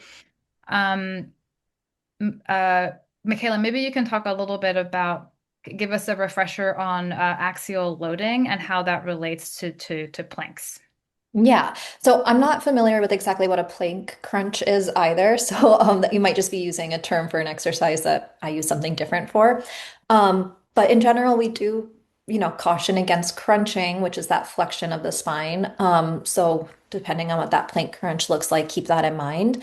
And then in terms of axial loading, and is a plank going to be an effective bone density tool for the lumbar spine? We want to think about, again, that healthy compressive force that's coming from the top down to create those changes in the bone density. And if you're taking your body from being kind of in relationship to gravity, where you've got that loading, and now you're tipping it into a horizontal position, you're actually unloading your spine. You will get loading in your wrists as you place your hands on the floor. Now you're getting that axial loading through the wrists, but not the spine. So we want to think about the position of the body and where the force of the load is coming through. And then, of course, plank is also, generally speaking, an unloaded exercise. So you're not getting that additional loading, which is what we need to stimulate the changes in the bone density. Perfect answer. Thank you. Somebody's asking also about having spondylolisthesis on L4 and L5. They were told not to do high impact exercise, twisting, and to be careful with weights. So, spondylolisthesis, just for those that are not familiar with it, is a break in the vertebrae. And there can be sometimes a little bit of forward shifting in the body of the vertebrae. So we do want to be careful with that. But again, we can't really say give very much individualized guidance in this context, but this is another scenario in which you want to be strengthening the muscles, the deep stabilizers that manage and fine-tune the position of your vertebral structures relative to each other. You want to be strengthening your core in a holistic way. You want to be learning good movement mechanics and the ability to maintain a neutral spine. So some modification and like individualization is obviously needed to account for this, but on the whole, there's a lot of overlap with what you would do for osteoporosis and what you would do for spondylolisthesis as well. Peggy, I see you're asking about restarting the maintenance program. Yes, just send us an email. We can absolutely get you started back up with that. Thanks for checking in. Um, Renee has a good logistical question. When you enroll in the program and complete the initial 13 weeks, do you have lifetime access to these exercise programs? So, what the vast majority of our clients do after the 13-week program is to sign up for our maintenance programs, which come at different price tiers depending on how much coach support you want. Kim is on one of these programs. And we can't provide extended access to the 13-week program beyond the official end date because there are costs associated with hosting, administering, and delivering the program. Not to mention that once you've done it, you need to progress. So the 13 weeks is actually not really useful for you at that point anymore.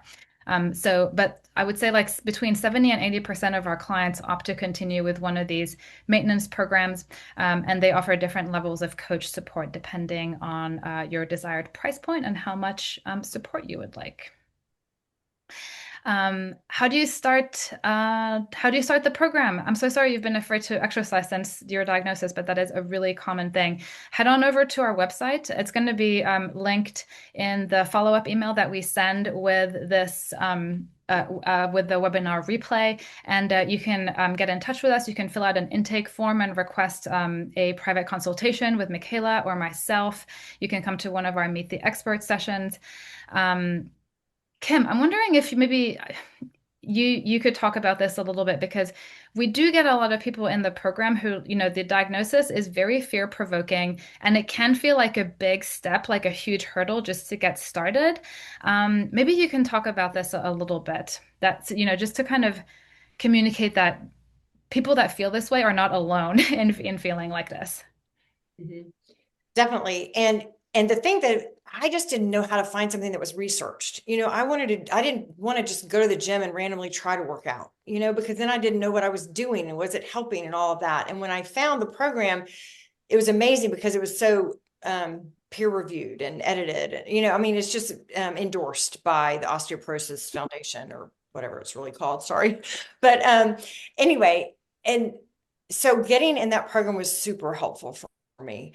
And it was so easy. And I actually had sent an email, and Yenny actually met with me one-on-one and just told me about it. And I had gone through my gynecologist actually because felt like my regular doctor was so nice, but just they're busy. And my gynecologist seemed to be more in line. And she was also a menopause kind of expert.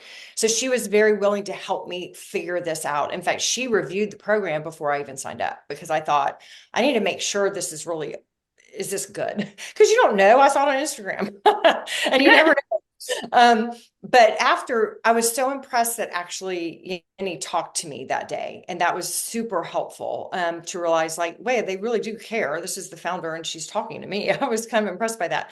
And then just signing up and realizing that it is that support. It's that support you need, and they know what they're talking about. And then to see little results and just how much stronger I felt, but then also then the results from the bone density and all of that. So that helps. But it is scary to start because you don't know what you're doing, and then you worry about it. Is it right? Am I going to hurt myself? What does it mean? My spine, where in my spine? Just all the things. There's not a lot of education that you get. It's kind of like I used to say, you get this diagnosis, and then they're like, okay, you have osteoporosis. Every other disease, they'd be like, and here is what you should do for that. But I feel like it's just like, okay, be careful, take some vitamin D. And that's just not, as a person who likes to fix things, I'm like, that's not helpful for me. I need to actually know what I'm supposed to be doing. So this was a godsend for me to have this. Thank you so much for sharing that. And I will say that unfortunately, this guidance to just be careful is dished out like quite commonly. And again, that's within the scope of practice of a doctor who can't give you actual exercise guidance. The main thing they can offer you at that point is risk mitigation. But the consequence of doing less and being careful and becoming movement avoidant is that you actually become more deconditioned. You lose muscle strength, you lose mobility, you lose bone density because you're moving around less. So, and Michaela, I'm wondering if you can touch on this too, because, we have a big intro meeting with every group where we get the lay of the land and provide a logistical overview of things. And there's always some percentage of people in each group who are very, very, very afraid and very anxious and concerned. So you talked about the community aspect and how the peer support is really helpful in overcoming that as well. Yeah, so in that intro meeting, we always give people a few moments to introduce themselves to the cohort and talk about why they're here with us.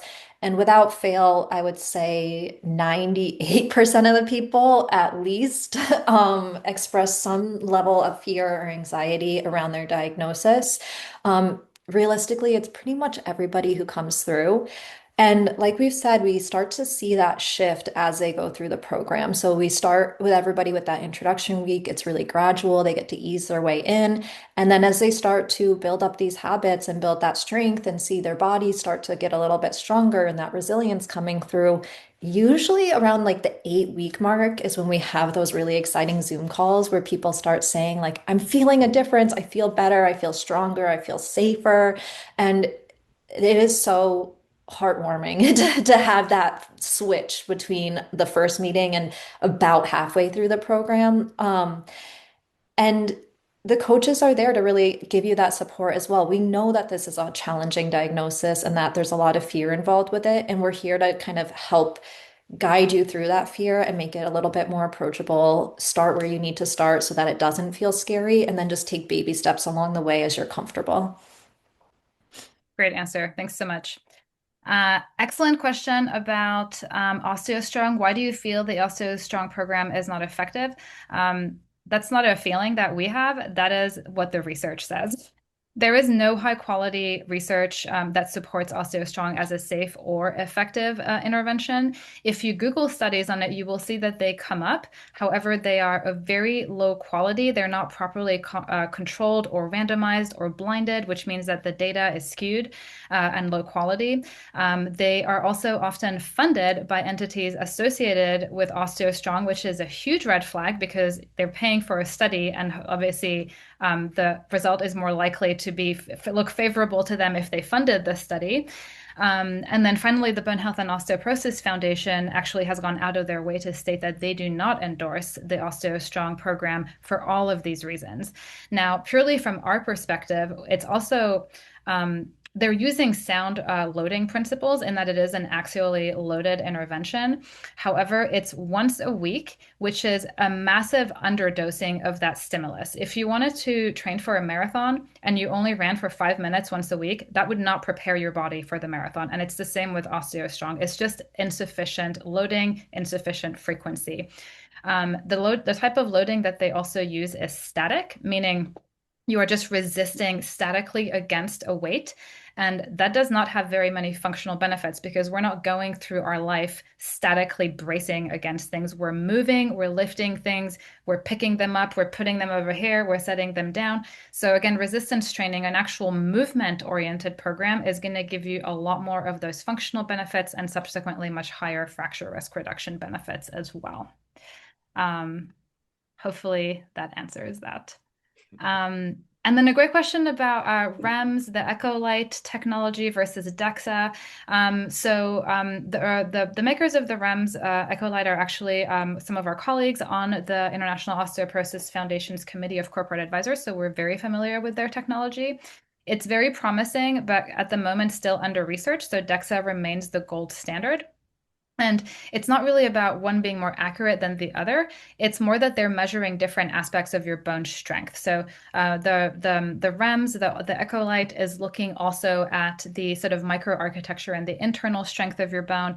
So I would not say do one or the other. If you want to and you have access, do both, and they're going to give you data on different aspects of your bone health. And then, of course, you'd want the baseline, your follow-up scan to be done on the same devices at the same time so that you had like a valid like apples to apples comparison there. This is a great question about cat-cow. Donna said she heard that it was a good exercise. However, it involves rounding of the spine. Should we not do cat-cow?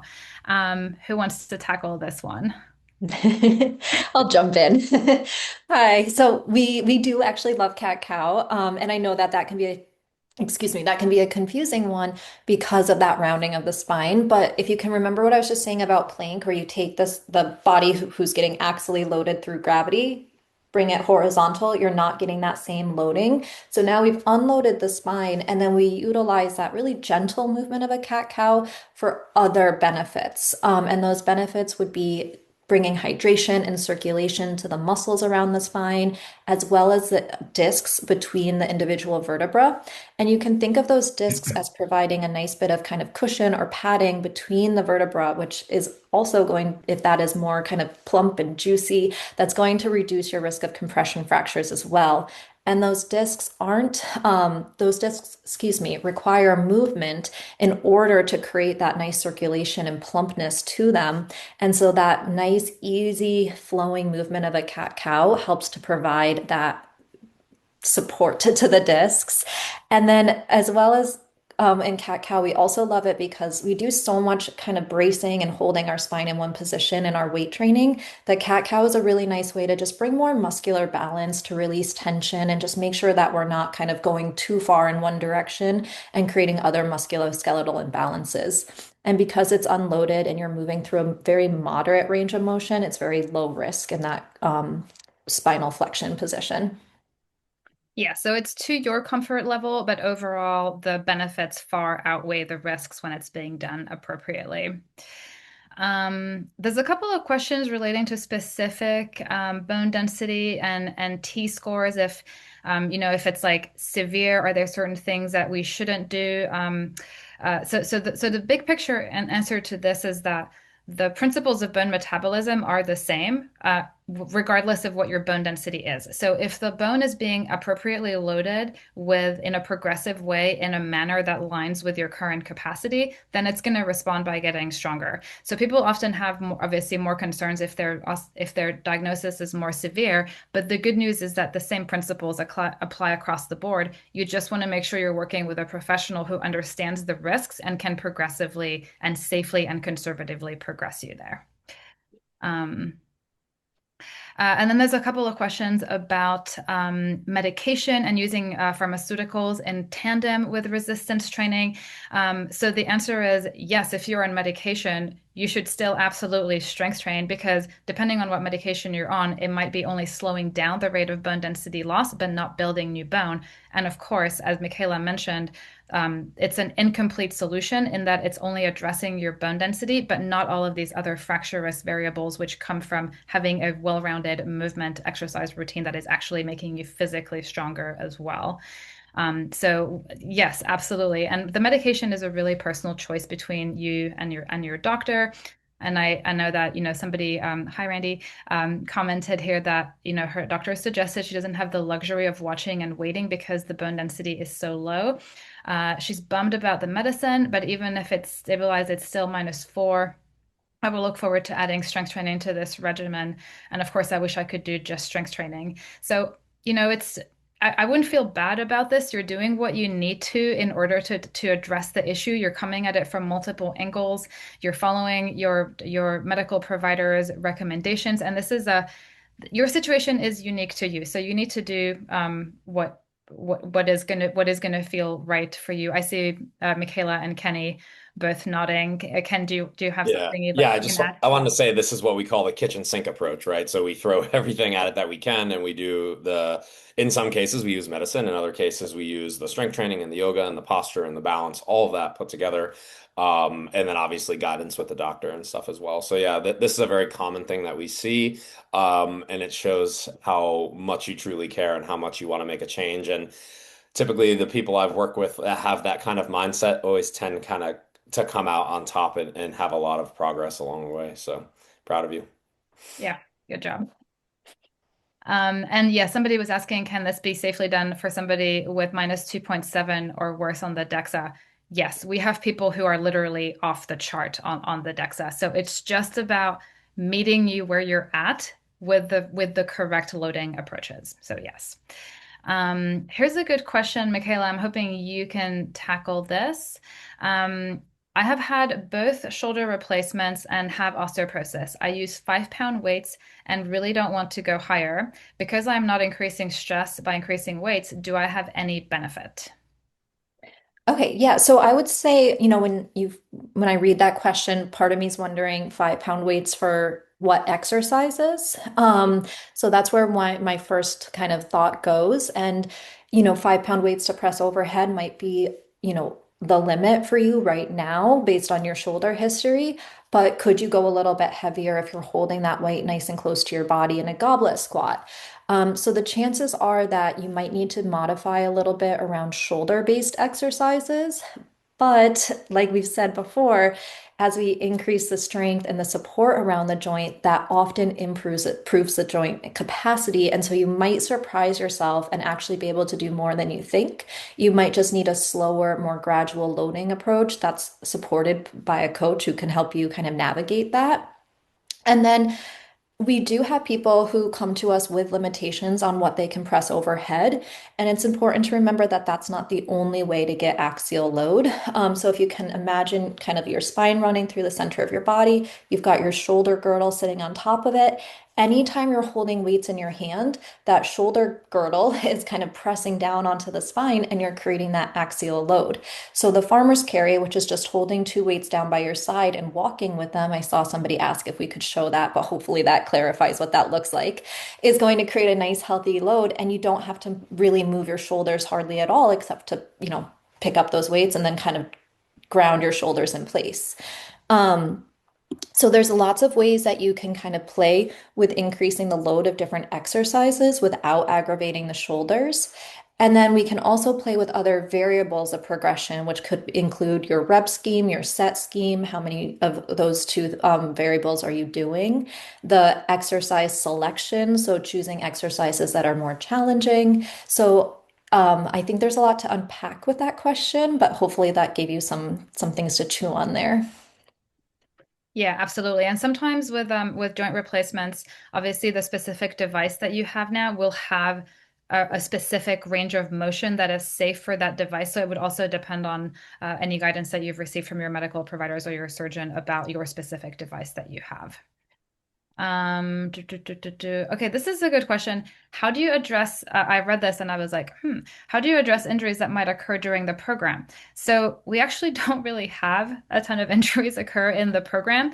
And from a general standpoint, injury occurs when what you're doing exceeds the load tolerance capacity that you currently have. So if you're habituated to holding 5 pounds and then suddenly you do something with 20 pounds, you would be exceeding your current load tolerance capacity and you would be risking injury. Typically, these things happen because of training or coaching errors when you receive incorrect guidance or a progression that is like too much too soon. We really don't do any of that in our program. In fact, our whole thing is a very conservative and gradual and progressive approach where we're constantly monitoring you to see how it's going, and we make recommendations based on the feedback that you're giving us. And Kim, maybe you can touch on this and talk about, the weight tracking that happens via the app, how you report like the data from your workouts to your coach and how they guide you based on that subsequently. Yeah. So definitely you start with whatever weight, and there's always a recommendation of the weight. And then if that feels too heavy, like if you feel like you want to do the light side, then you have to write down how many reps you did, what exertion you put in there, and what weight you used. And so then they're analyzing that every single day. And so you're getting feedback that day. You can also message in the app that day and say, hey, I did fives and I was really hurting in my shoulder. What do you think? I did swimmers, which is this one that you do with real lightweight. I had this clicking in my shoulder. And Karen was like, clicking is okay as long as it's not painful. Well, that helped me know a lot. It still gives me the heebie-jeebies. It's my favorite, but it it doesn't, but it hasn't, my shoulder's great. It hasn't hurt, but it's like that kind of thing. But I don't increase on those because I know I do have clicking. So let's not push it because Karen's like, just be conservative in that. Some of the other ones that I've been like, that feels really easy. And she's seen, and what's your exertion? And my exertion's only 5. She's like, yeah, you need to go up. Let's go up and see what happens. Also, what I love is that the coaches keep that. They have more running data than I do. Sometimes I can't find it on that. Like, how many did I do before? And she would write me back sometimes during the program and say, during the 13-week program and say, hey, you did 20s yesterday. What an amazing thing, or whatever it was, 10s or whatever. That was great. And why don't you go up next time a little and see how you feel? So there's just constant feedback, constant. And I never was hurt. I was sore sometimes, but anything you're doing to build muscle, you're going to be sore. But she would even say, if soreness lasts more than 2 days, you need to back down. You shouldn't be that sore that long. You can't walk. That's not. So just constant feedback in that. Yeah, and of course we have instances where, somebody in one of our current groups tripped down her basement stairs and broke her wrist. So that's a very unfortunate occurrence. But in those instances, what we do is, we work with them to see what their healing timeline is, the projected recovery timeline. We can, give them an extension on their program access, or we can like defer them to a future cohort. So there's if an injury were to occur, obviously we would work with you to make sure that you were minimally sidetracked and could like pick up the training in a way that like aligned with your particular recovery pathway. A couple of questions about OsteoBoost. This is an evidence-based method that slows down the rate of bone density loss, so it is not bone building, even though it does have a very high quality study backing its efficacy as far as reducing the rate of bone density loss. our recommendation, since it is something that we can get behind because it's research backed, is that you would combine it with a resistance training program, which gives you all the functional benefits that like a passive therapy like OsteoBoost can't provide. Let me click through a couple of these here.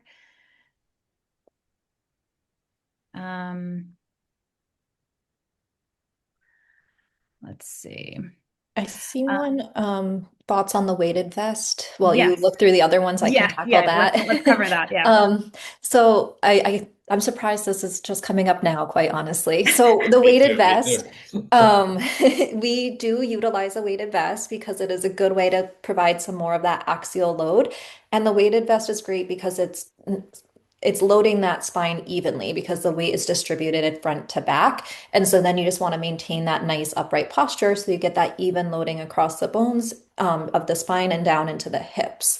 What the research shows in terms of what is the most efficacious for bone building with the weighted vest is including that with impact exercises.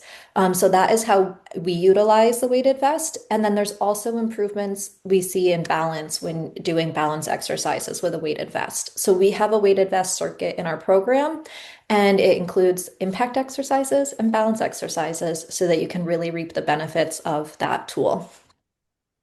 Yeah, perfect answer. And somebody was asking about the difference between a weight vest and a farmer's carry. So, with a farmer's carry, if you imagine carrying two really heavy bags of groceries, that is a significant amount of loading that would be uncomfortable for you to wear on your shoulders. So, the main difference is that the farmer's carry is a progressible exercise that's going to continue to provide increasing levels of axial loading to stimulate bone density gains. The weight vest, you're going to hit a ceiling fairly quickly with how much is comfortable to wear for any extended period of time and what you can even safely get over your head and onto yourself. So it's a good add-on. We think of it as like the icing on the cake compared to the meat and potatoes of your program, which should really be resistance and impact training. And Cornelia has a good question about the maintenance program. How many times per week do we exercise in that, Michaela? And maybe Kim, you can also chime in with that too. Yeah, so for the maintenance program, so for our original program, we have 4 strength training days, one active yoga day, and one recovery day, and then a full day off. When we transition into the maintenance program, we go down to 3 days of strength training per week, one active yoga day, one recovery day, and then we add in a weight vest impact circuit. And so that weight vest impact circuit again utilizes impact and balance exercises, and it's kind of like a condensed circuit. So that way it's a little bit more time efficient. So some of the feedback we got from clients was that they just wanted a little bit more time back in their daily schedule outside of strength training. And so we wanted to create kind of like a little concentrated day where you could get a lot of benefits, but in a short amount of time. Yeah, excellent question. And Kim, would love to hear about your experience in the maintenance program. Yeah, the maintenance has been fabulous. In fact, I really questioned, should I do it or not? And I thought I'll just do it for the 2 months or whatever it was, just start. But then I love it's different. And they send out different videos every single day or different exercises. So sometimes I'm like, oh, I know this little group, but sometimes they mix it up. And I'm like, I have to rewatch that video because I don't remember this one. So it's kind of nice. So it keeps it fresh, which is good. You can adjust the days to your start day so that it fits your lifestyle or your flow. I like to have my weekends more free, whereas in the 13 weeks, it's on that certain day. Not that you can't move them, you can, but I tried to stay on track.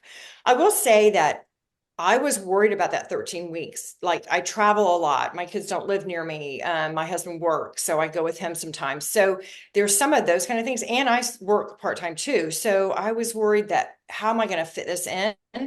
And that 13 weeks is hard to fit in. I mean, I'm not going to lie about that. That is, you have to really be committed. But that also changed my lifestyle and changed my mindset, which is what I needed.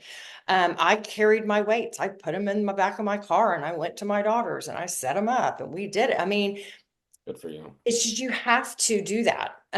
You don't have a choice if you're going to be committed to it. And I don't know that it works as well if you're not committed. So, I mean, that's just me saying that, but I think you have to be that committed. And so it is a massive time for 13 weeks. But then the maintenance is like, I can do this. And like one of the days is a short workout. It's 30 minutes. And I'm like, yes, this is my Tuesday for me. And so I know, okay, yeah. And that just, those are the things that motivate me. So I try to get in. I was really bad about getting that third heavy workout day in, but I've really made a commitment the last 2 weeks to get it in.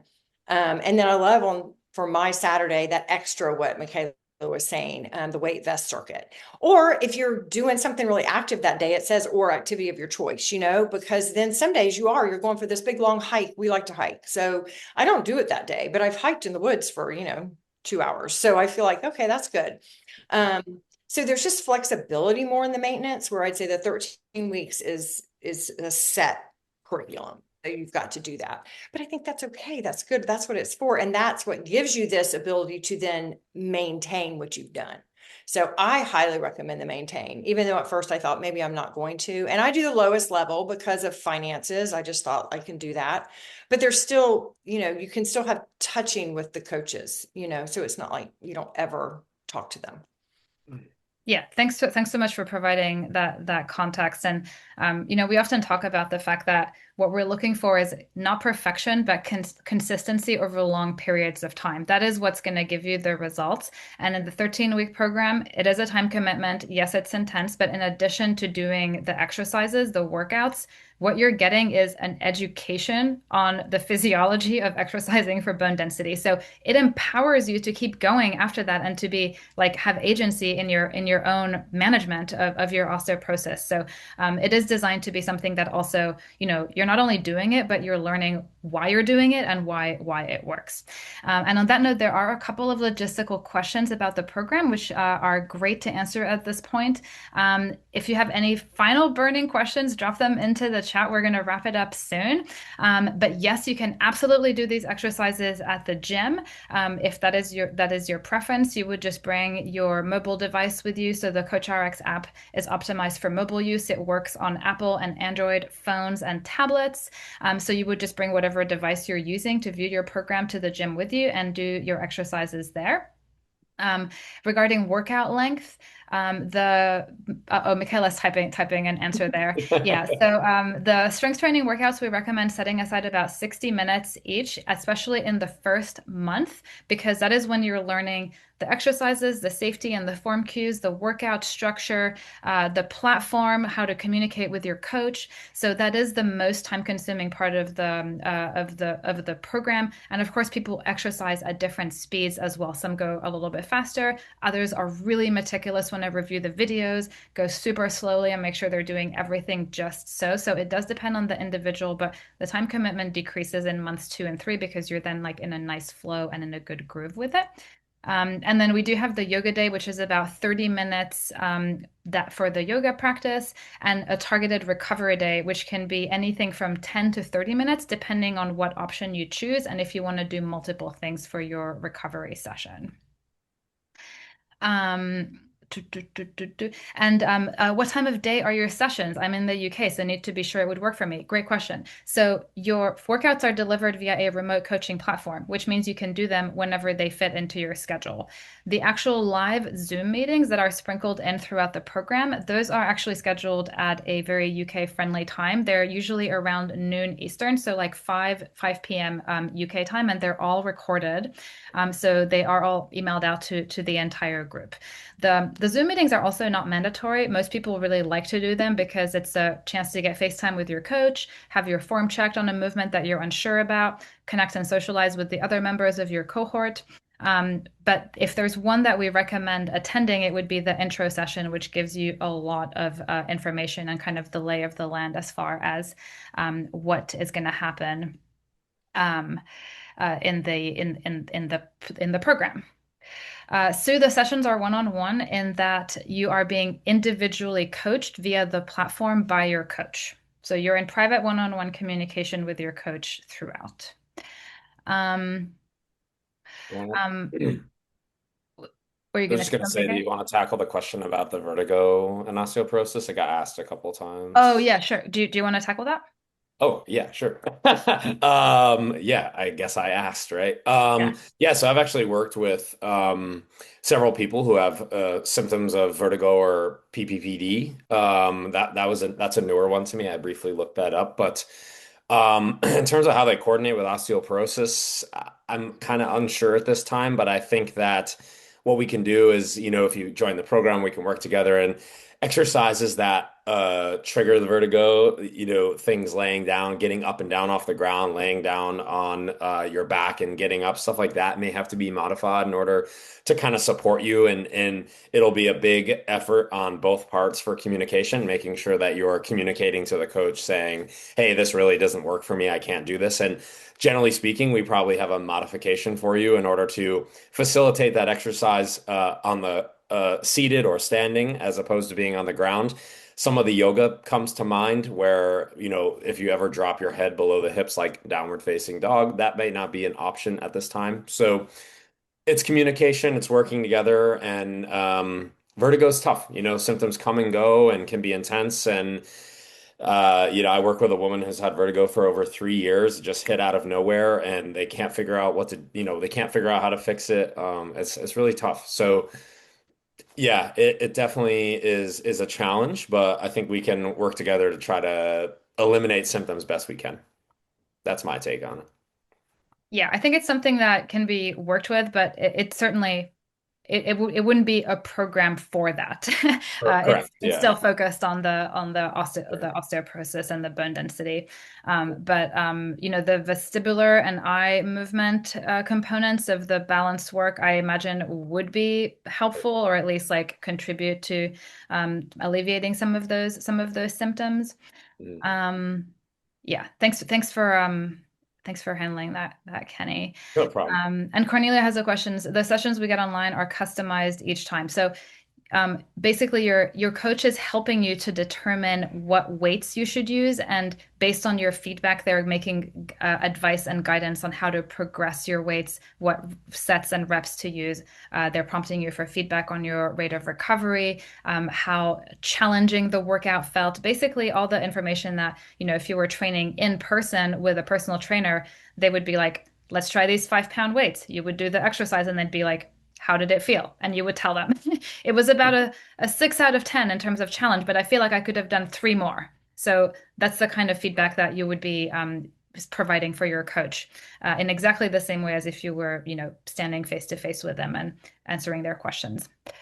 Um, Logistical question about cancellation policies. So that is all of our cancellation and deferral policies are published on our website. So you can go to the frequently asked questions portion of the website. We also include the terms and conditions in the intake form itself, so you can reference it at any time.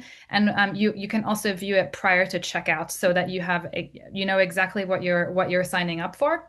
But essentially, after you sign up for the program, you have a 3-day cooling off period, during which time you can ask for a refund for any reason. If you just change your mind, decide it's not for you, whatever comes up, and we refund your entire payment, the cost of the program minus a 10% administrative and transfer fee. We do also understand that people sometimes have things come up in the middle of the program. Maybe there's an unexpected family situation that you have to deal with, or a trip that you need to go on. So in those instances, we're always happy to extend your program access so you don't lose the time that you have to be away or when you're dealing with something else. So you have a little bit of extra time. You can make your way through the entire 13-week program in a way that doesn't feel rushed or unhurried. And we can also, in some instances, accommodate a deferral to a different cohort. And that is always subject to availability, like there being space in the cohort that you want to move to. And for the specifics of those policies, I would just head over to our website and look under that frequently asked questions section, which also answers a ton of logistical questions about equipment requirements, the tech requirements, the communication interaction with your coach, how to sign up, what the support is like.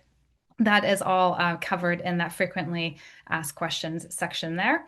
And of course, you're always welcome to email us any questions, any newsletter that you receive from us. You can just hit reply on and ask what you need to know. We get back to you within 3 business days. You've got options to book consultations with Michaela and myself if you want to discuss your individual needs. We also host Meet the Experts sessions monthly. These are always a little bit before a program is due to start, so that those are a great way to hop in and ask your specific questions, any remaining logistical aspects that you want clarity on. And if you want to get familiar with the style of delivery and instruction in the program, you can also sign up for our free sample week. And we also offer a free bone density video series that kind of recaps some of the physiological principles of exercising for bone density that we've talked about during this session. So, with all that being said, we're going to wrap it up. I want to thank you so much for hanging out all this time and bringing your interesting and insightful questions. It's always such a joy and a pleasure for us to get to connect with you and interface and interact with you. So, we're so grateful that you took some time out of your weekend and Saturday to come hang out with us and find out more about our program. Like we mentioned, we do have 2 more spots left. I haven't, unless somebody signed up while we were doing this.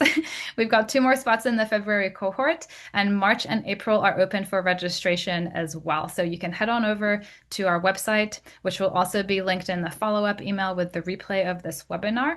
And we also have a new, very helpful AI agent on the website, a chatbot who we've been patiently training so she can answer all the questions accurately. She's a great resource as well for just information about the logistics, the practicalities of the program. So lots of different ways to get in touch with us and to seek support and find out if our program is a good fit for your specific needs.